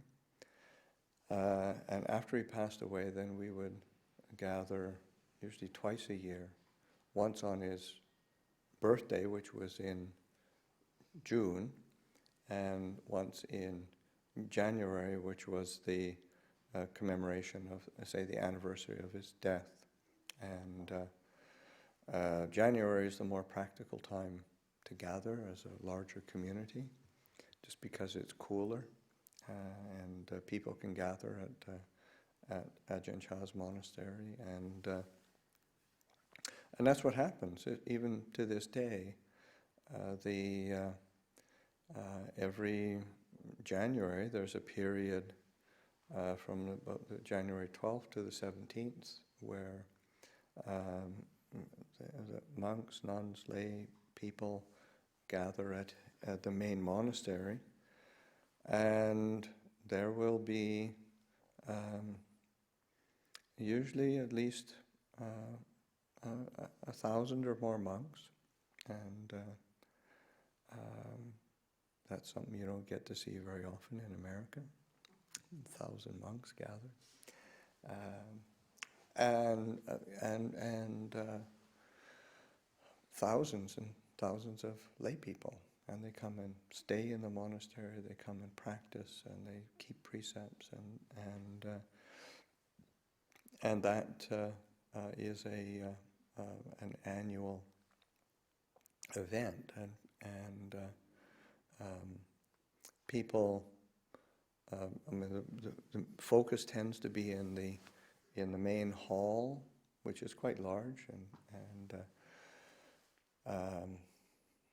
and that's where teachings are given, like in the morning, midday, and in the evening, chanting, meditation, morning and night, and but also one of the other places of gathering are there's a chedi, or a large shrine, where Ajahn Chah's ashes were interred, where they're kept there. And people go and are meditating and chanting there, actually all through the year. So you go into that space, but especially at the time of the annual event in January, then people are out there meditating and practicing around the jetty. It's a very, very peaceful place, and usually after the evening talks and the evening gathering is finished, there'll be a whole bunch of people will go out and continue to meditate at the jetty till, usually till 11, 12 at night, 1 in the morning. There'll be people still meditating and practicing, and then getting up in the morning, the next morning, to continue practicing. So it's very inspiring to see that devotion. I think and it's something that's very tangible and manifesting in practicing. So I think that's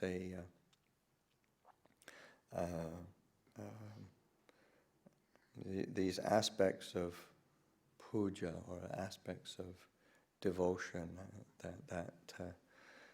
they're an opportunity to nourish that heart quality of faith, of confidence, but they also nourish the roots of our practice, because as we're talking before the break,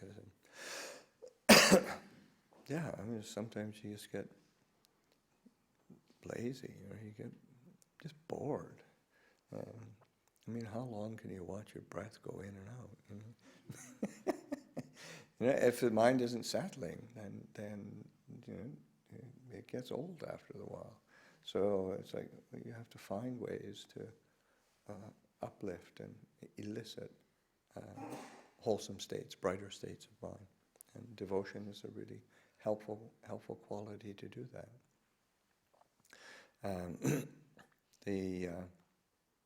Of course, next year is going to be a special year, and that is going to be the 100th anniversary of Ajahn Chah's birth. And there will definitely be an English biography finished.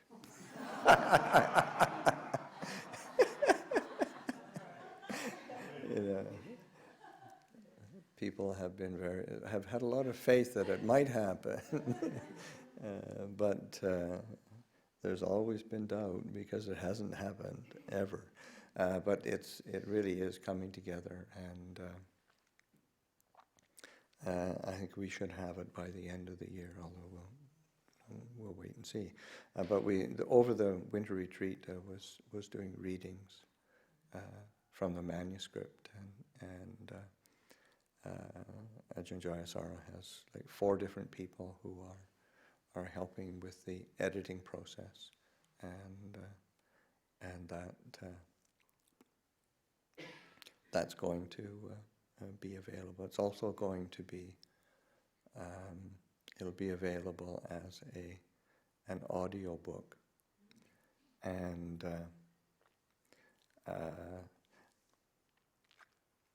Ajahn Jayasara has many stellar qualities, but being practical is not one of them. So he asked, Ajahn Siripanyu is going to spend the rains retreat here, coming rains retreat here, and Ajahn Jayasara asked him if he could do one thing during the time that he's here, the rains retreat, if he could take a few days and read this book into an audiobook form.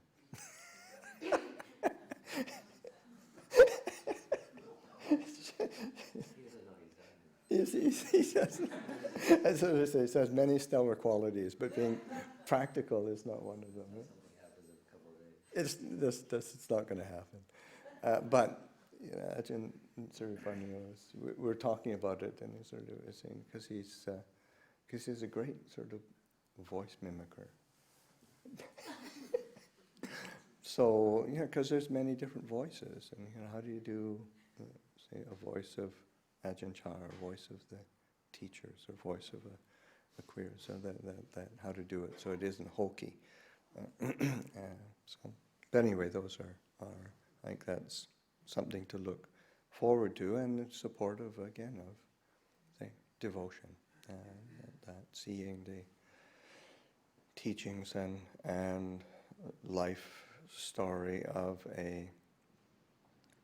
and of course the Buddha is, and if Ajahn Chah, sometimes people would sort of say, oh, Ajahn Chah, you're such a wonderful teacher, and you're such a wonderful example, and he said,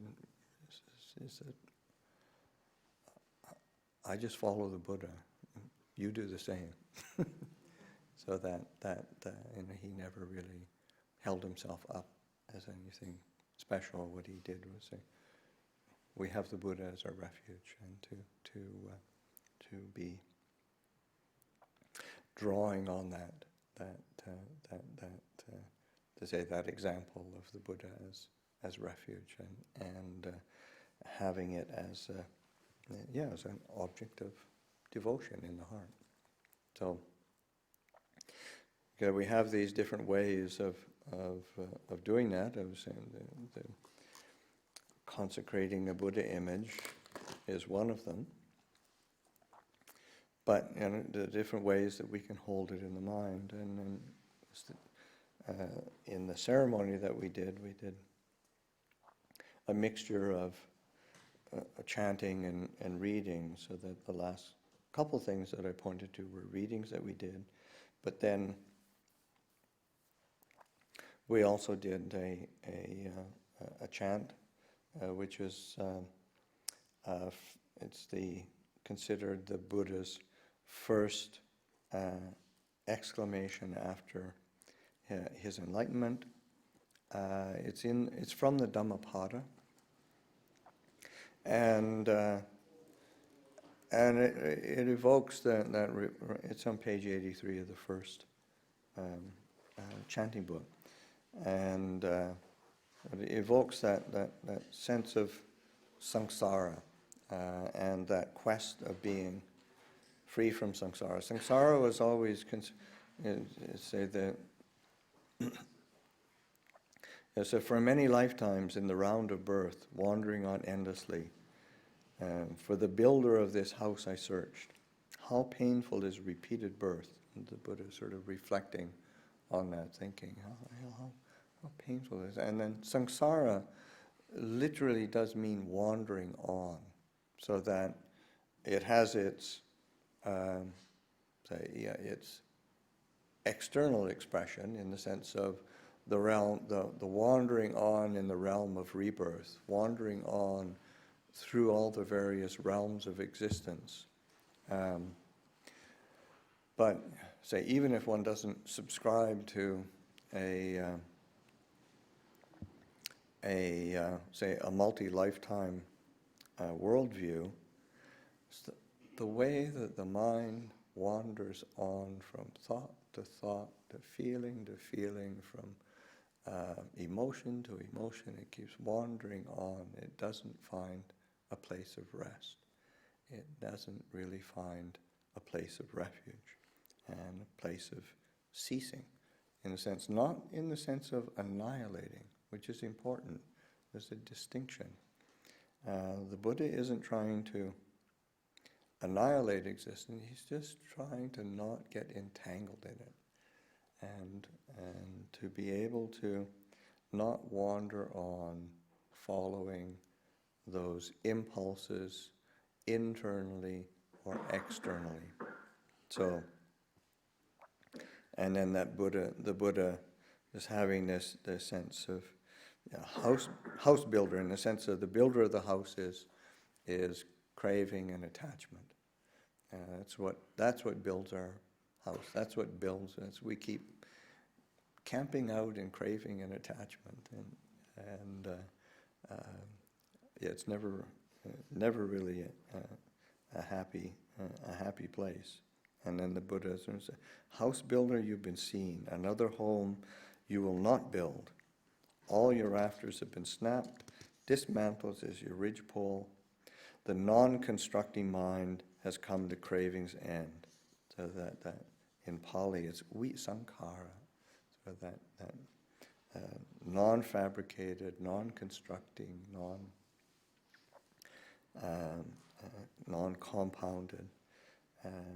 And it's that coming to cravings end, tanha, coming to the end, that desire, thirst, is its actual literal, tanha's literal meaning is thirst, a sense of thirsting for something more, something else, something to do, something not to do.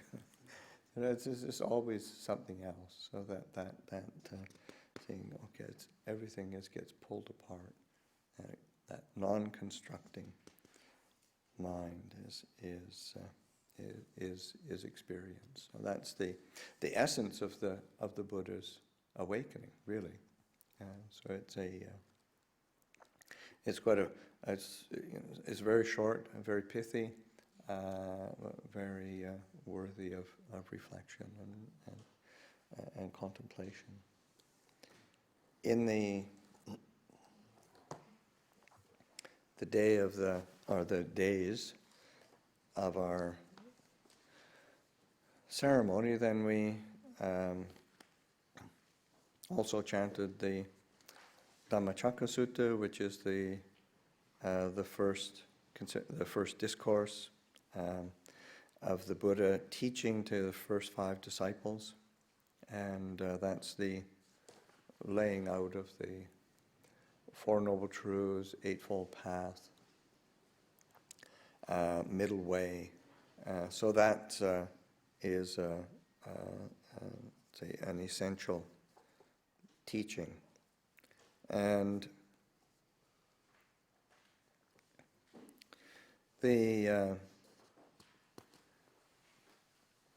in the mythology of the ceremony in Southeast Asia, then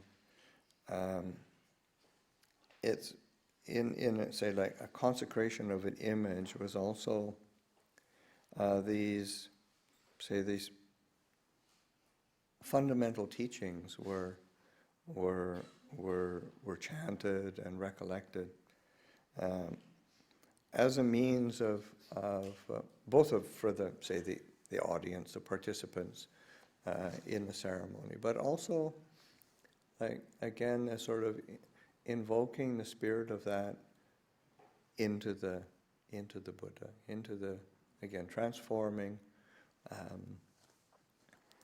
a stone facsimile of a human-ish being, and then imbuing that with these qualities. It's sort of almost like, in this book, it's sort of ordaining the Buddha. It's sort of like giving the Buddha his entry into the holy life. And so it's a lovely image, and of course, there are many different teachings could be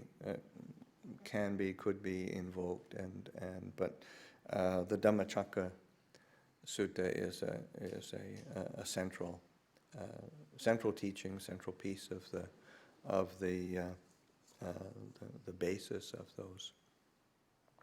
of the Buddha's teachings. And so then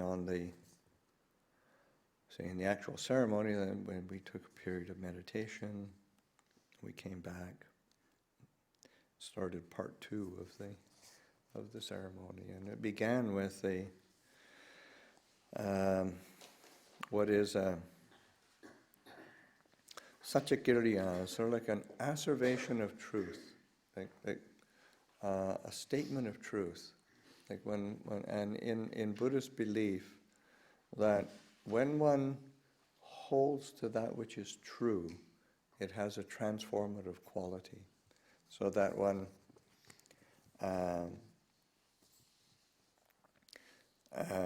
in this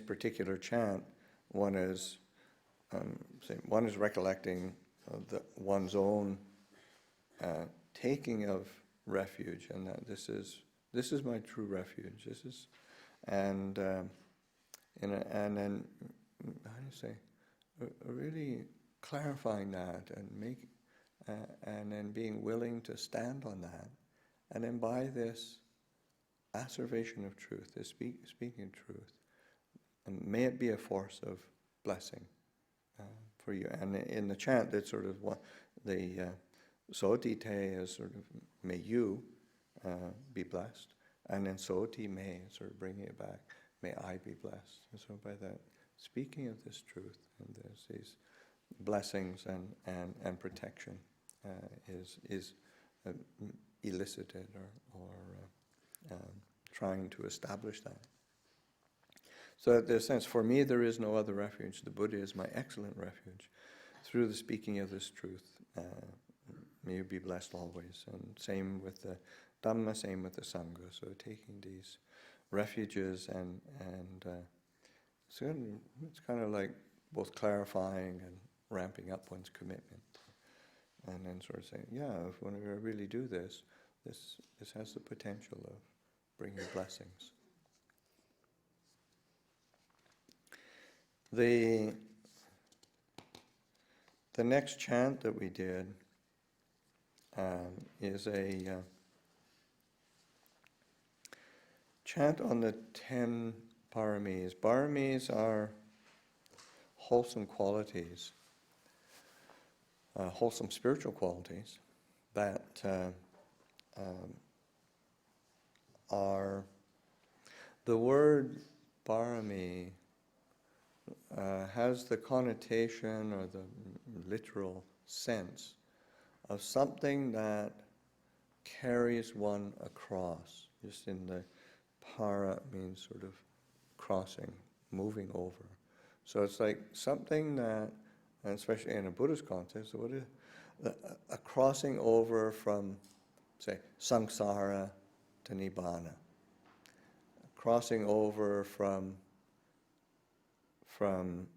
confusion to peace, crossing over from desire and attachment to purity, crossing over from that which is kind of sketchy and dangerous to safety or refuge. So that these, and it's through the cultivation of these paramis, and in Theravada Buddhist tradition there are 10 paramis.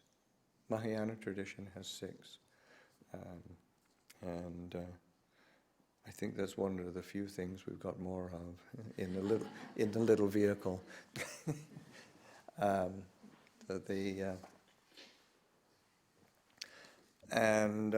then it's also from it's the way it's conceived of is also there. I mean, there's the paramis, there's the cultivation of that parami, there's a cultivation of that parami on a kind of on a higher level, superior level, and then there's the cultivation of that parami on a transcendent level and a liberating level, supreme, so that those are, and the chant's actually very beautiful because it's that sampadana palami sampanno. Sampanno means complete or replete, full. So that in Thai, sombun, it's used the same word, sombun. So it, and then so that those being complete, being full in the cultivation of these aspects of say the first one being dawn of generosity. And in the later, and when I say later, it was very early on in the Buddha's dispensation, that the idea of this conceiving of the path of practice being a cultivation of these paramis and the fullness of these paramis. Like the Buddha's enlightenment was an expression of these wholesome qualities being completed and being fully cultivated. And that's sort of like when there's that, it's like when you fill up the glass or the tank and then it gets full and there's nothing else to do for it to overflow out. And so in the same way that the one, a being like the Buddha fills his being with all these wholesome qualities, there's nothing left to do but for it to manifest in awakening and then being of service to others. And it's because of these paramis that the Buddha is able to help and teach on such a broad and wide level. And so it's like there is no difference between the enlightenment of a Buddha and the enlightenment of any other monastic or layperson, anybody who experiences awakening. There's no difference between the mind of, in terms of the mind of enlightenment. It's pure, that purity, that freedom from defilement, freedom from suffering is exactly the same. What's different is the manifestation of qualities that depend on the cultivation of parami in the past. So how it manifests in terms of you could say, yeah, even personality, character. Say Sariputta was a wisdom being, analytical.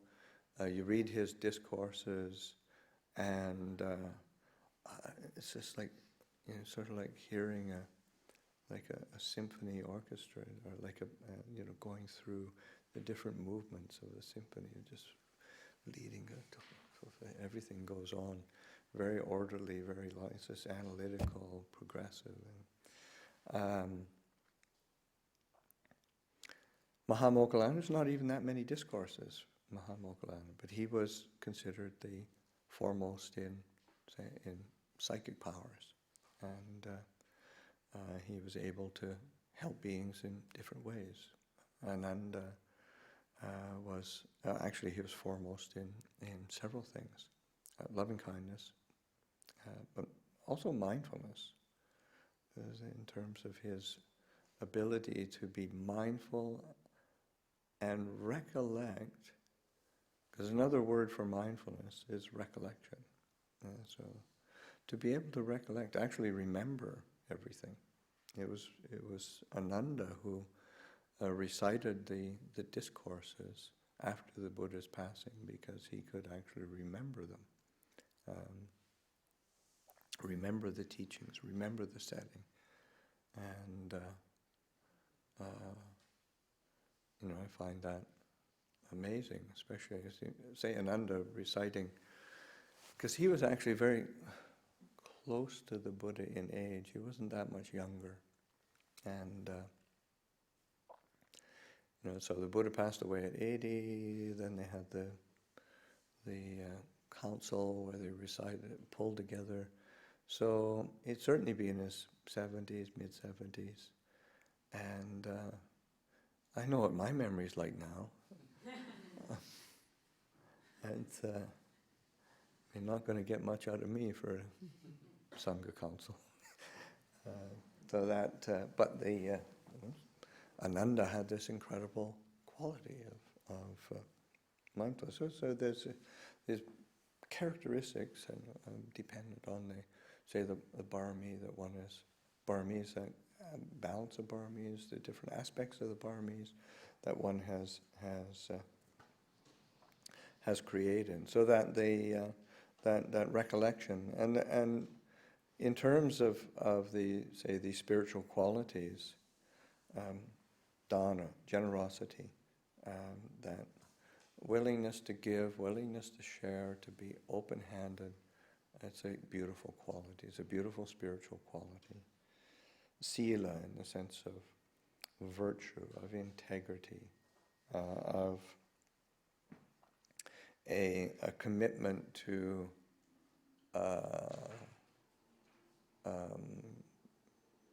kind of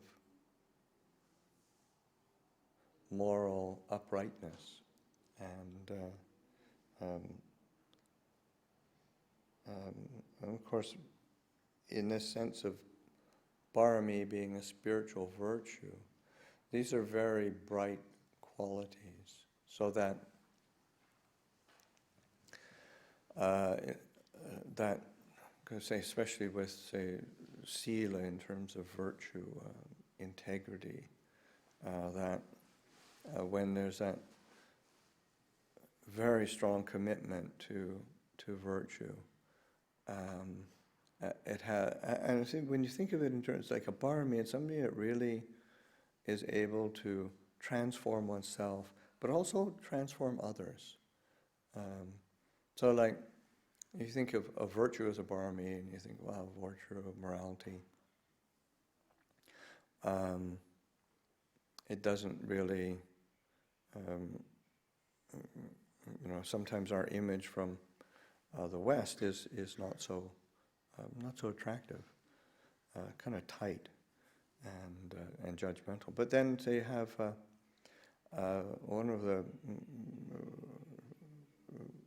potent images or stories that I can recollect is a story from the Chinese tradition. It was actually, say, Master Hua, the abbot of City of 10,000 Buddhas. He passed away now, but and then his teacher, Master Su Yun, Empty Cloud, and he lived to a very old age. He died when he was 120, and a great meditation teacher, leader of communities, built monasteries. One of the things he also did was do pilgrimages, and these 3 steps, 1 bow pilgrim. He did 3 steps, 1 bow across China. I don't know how long it took. Can't remember how long it took. It's not a lot. It's not a short distance. But anyway, there was at one point in time he was traveling.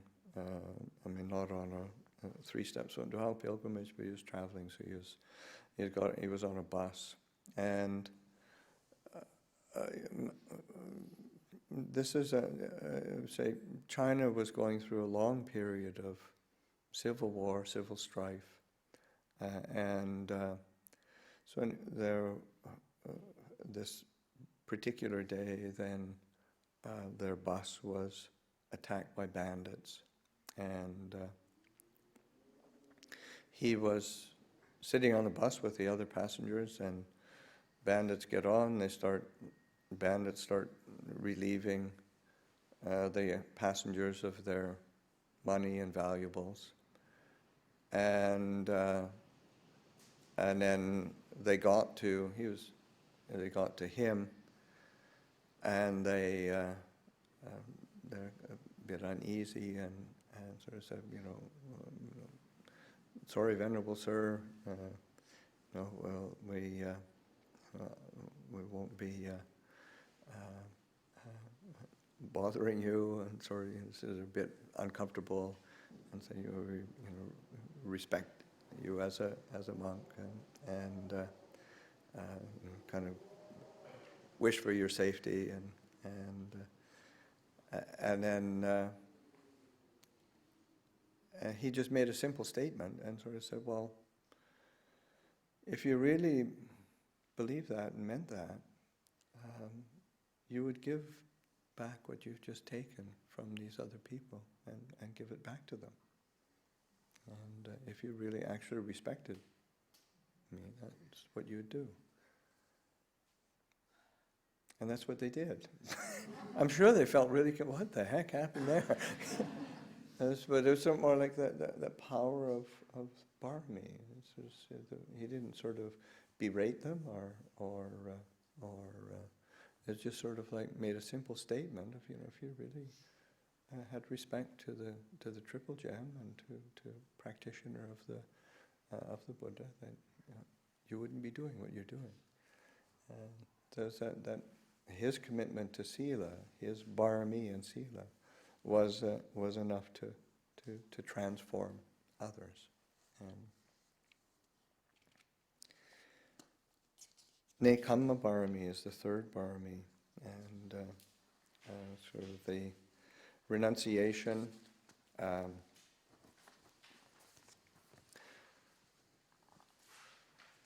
Renunciation in English feels really painful, just to have to give up something. But say nekamma from a perspective of spiritual practice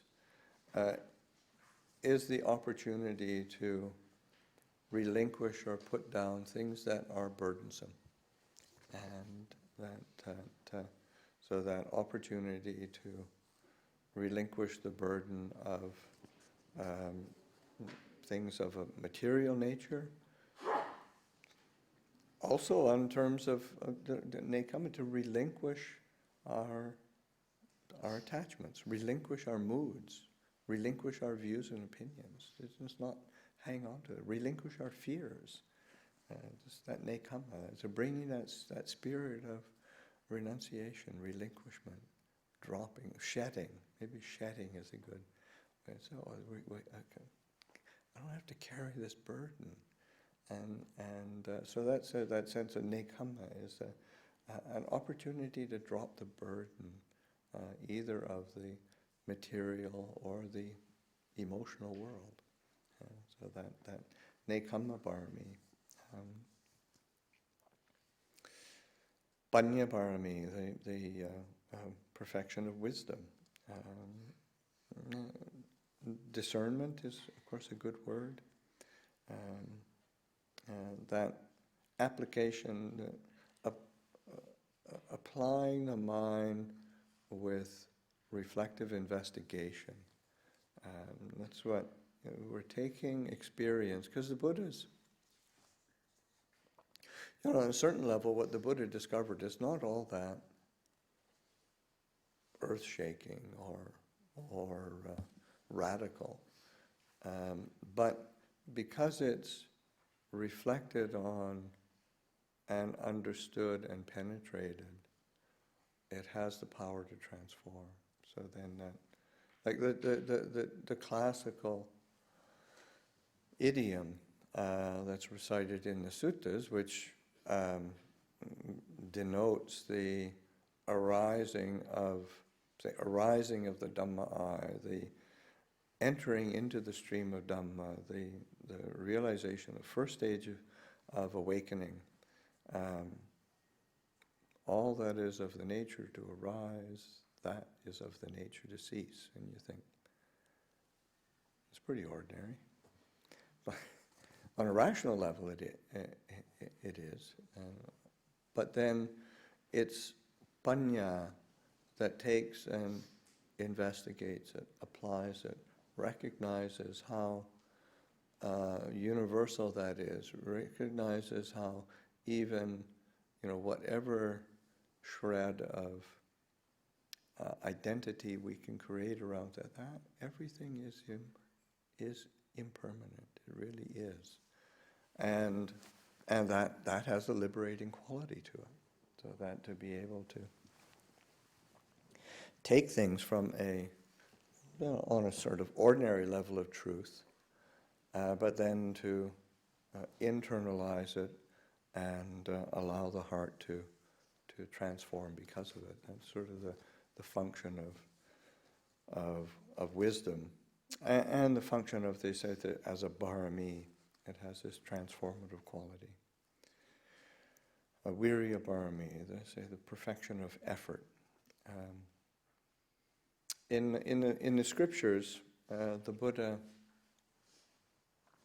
describes his own teaching as a viryavada. It's a teaching of effort. Say it's not a teaching of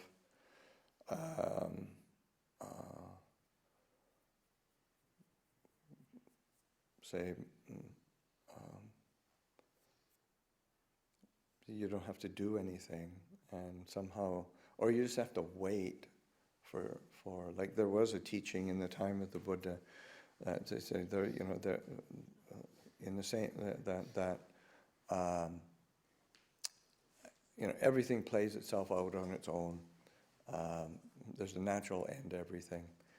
You just have to wait long enough. It's like a ball of string that you roll it out, and finally it's going to come to an end.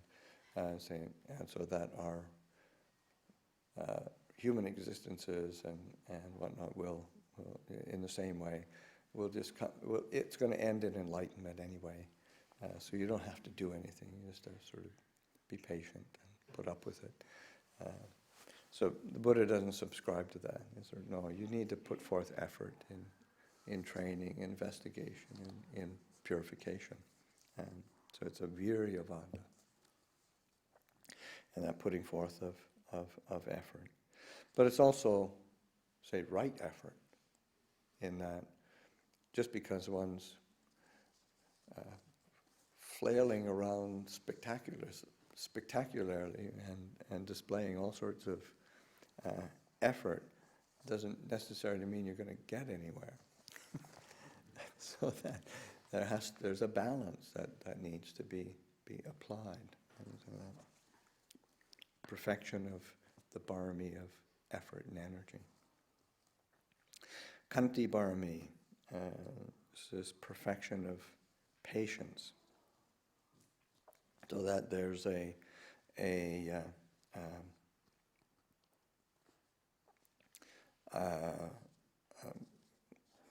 and patience, and I bring it up a lot. I mean, certainly the Ajahn Chah put a tremendous emphasis on the need for patience in practice, to be this application of kanti. So because we tend to get frustrated, or we tend to get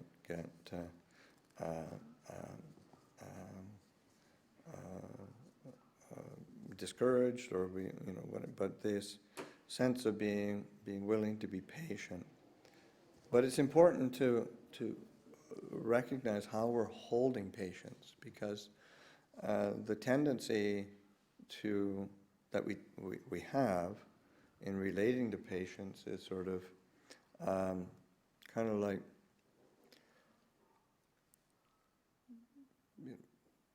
patiently waiting for something bad to be finished or be over with, and if you wait long enough, then it'll be over somehow.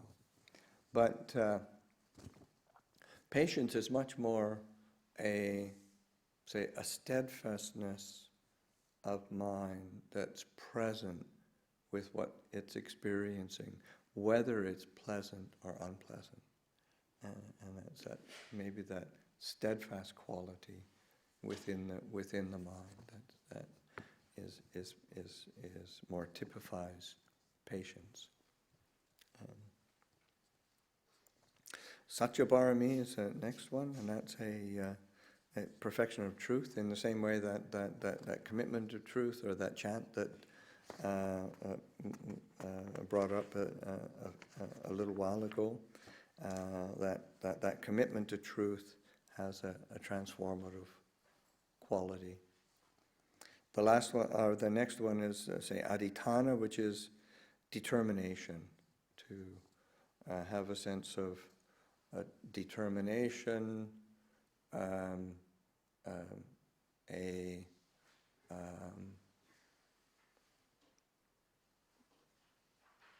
would be another word for adhitthana, determination, a kind of,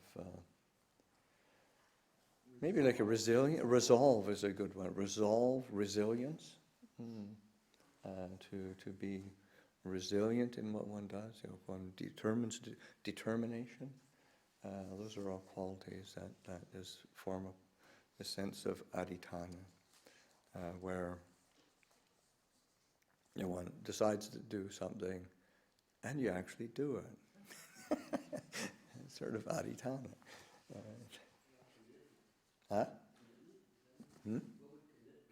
Yeah, commitment would be a good one. Yeah, sort of adhitthana.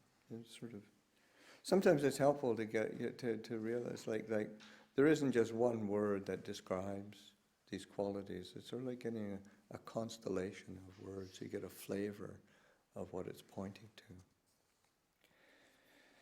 Metta, loving kindness, that sense of care, concern, kindness that we show towards ourselves and others. And the last quality being upāsikā, which is equanimity, but is definitely not indifference.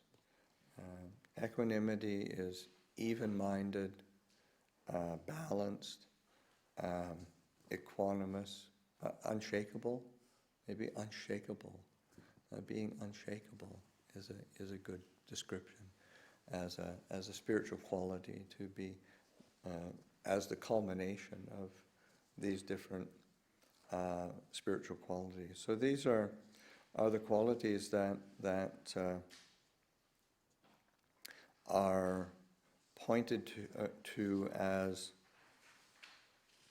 the qualities of a Buddha, and of course in terms of our own practice, these are qualities that we can rely on for crossing over our own difficulties, problems, obstacles.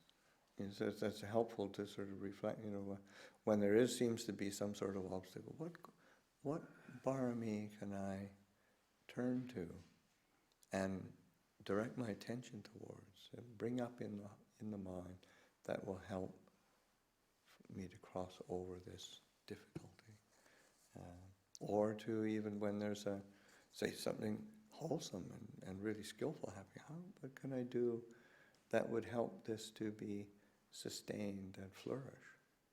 So, because practicing Dhamma isn't always about just dealing with problems. It's realizing that we're able to delight in the goodness that we're doing. It's important quality.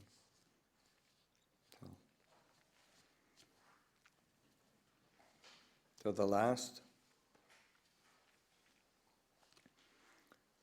chant that we did as part of the ceremony, and is a part of the traditional constellation of chants and teachings that are done in the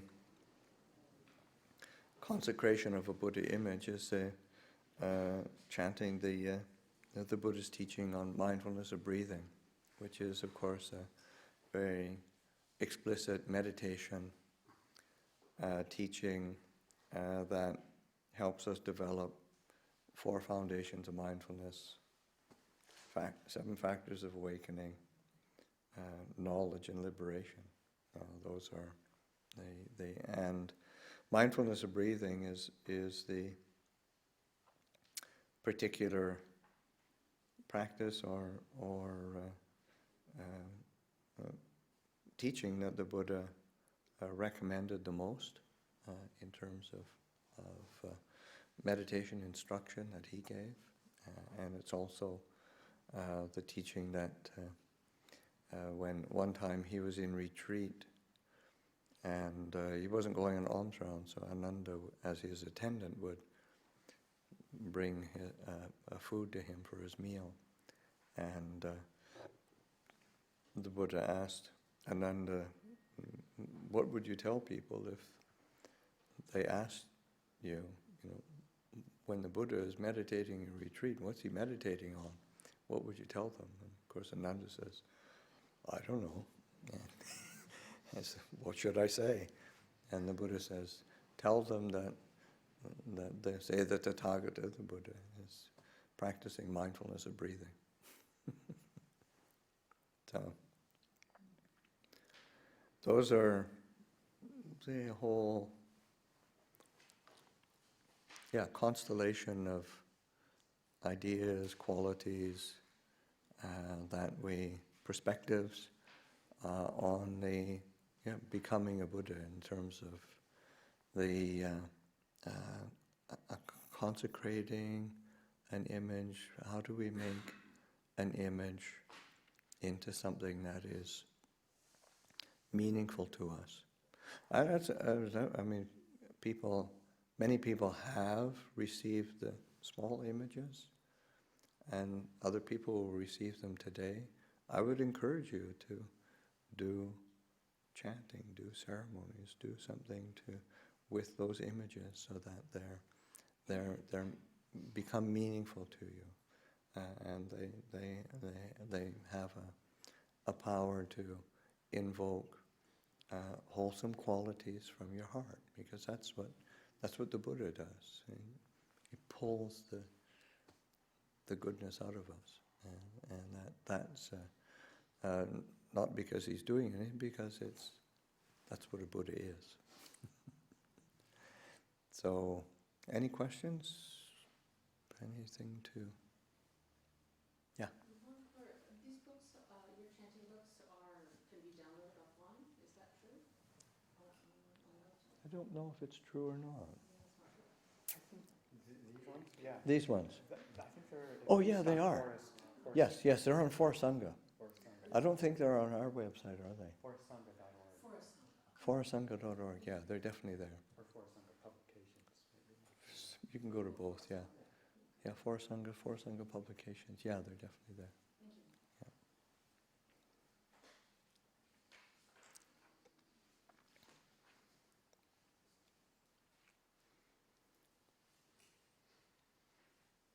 I'll ask a question. I'll put one of the phrases in the chants that I sometimes bring to mind, not these ones, I think it's in the evening chanting, it talks about the Buddha teaching everything in its essence and convention. Yeah. And so I should be doing this. And I try to think, okay, well, what's the convention that I can use to support me, or the structure? Right. And I guess part of my question is, in that phrasing, how much of, that's talking about convention, is that meaning sort of devotion and ritual, or is it convention of meditate at 8 always? Or I don't know if you've got any words of advice where I'm stuck on something, and I'm like, okay, I need the convention to help me. Well, yeah, that's the thing, is that there is both the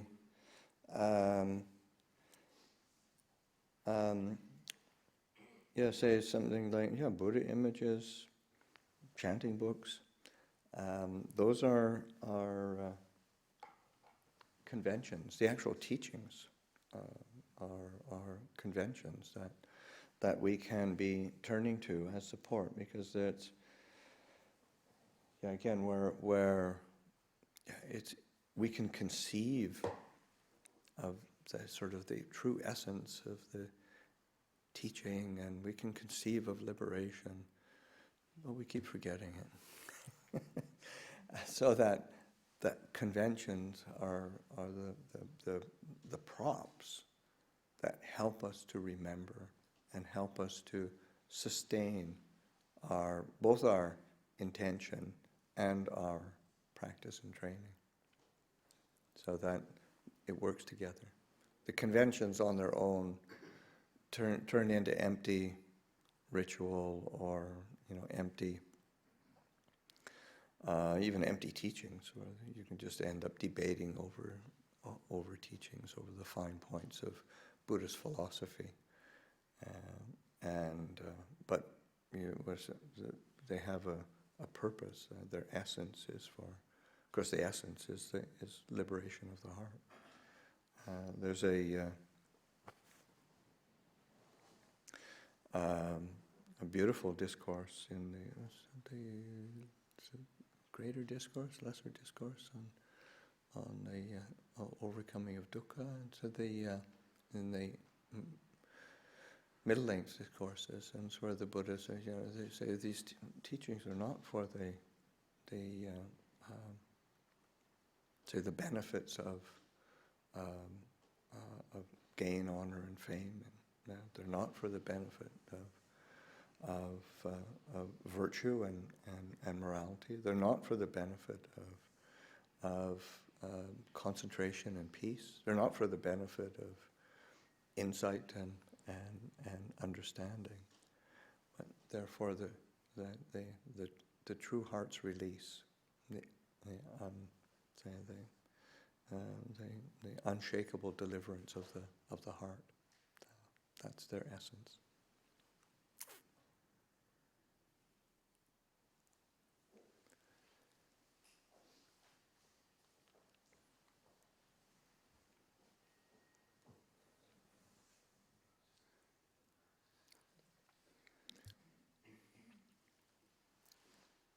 Why don't we take... Is there anybody else? Okay, Tony.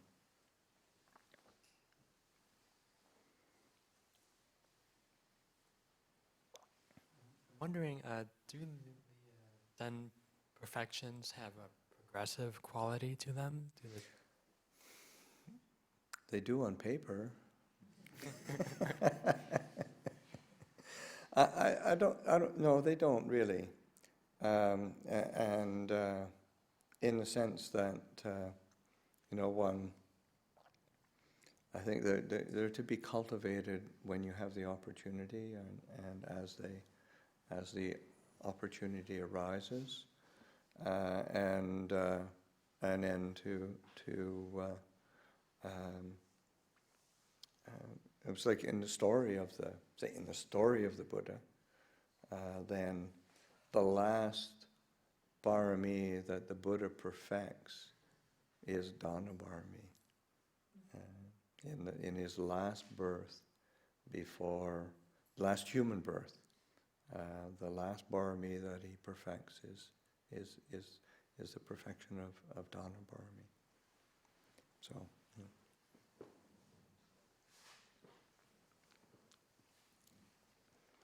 Maybe we can take the opportunity to end the afternoon with a short sit. Just sort of let these various thoughts and reflections that have been rolling around, bring them together into the heart, and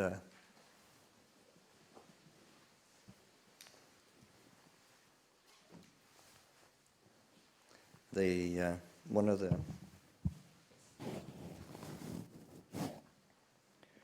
meditations that the Buddha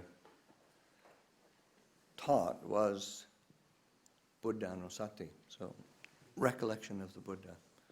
So recollecting the Buddha in these various ways that we've been talking about today. And bringing it into the heart. Don't be thinking about it. Bring it down into the heart and let it resonate as a impression in terms of what helps the heart to settle, what helps the heart to be clear, what helps that quality of devotion. I'll sit quietly for a bit.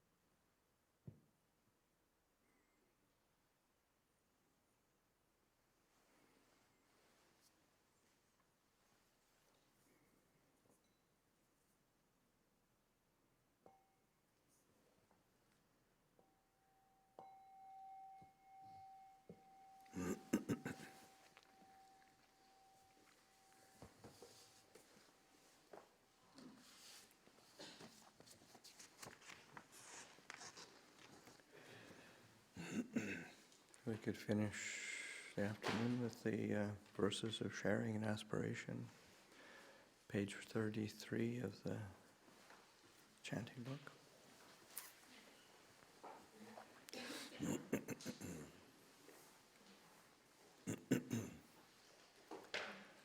Now let us chant the verses of sharing and aspiration.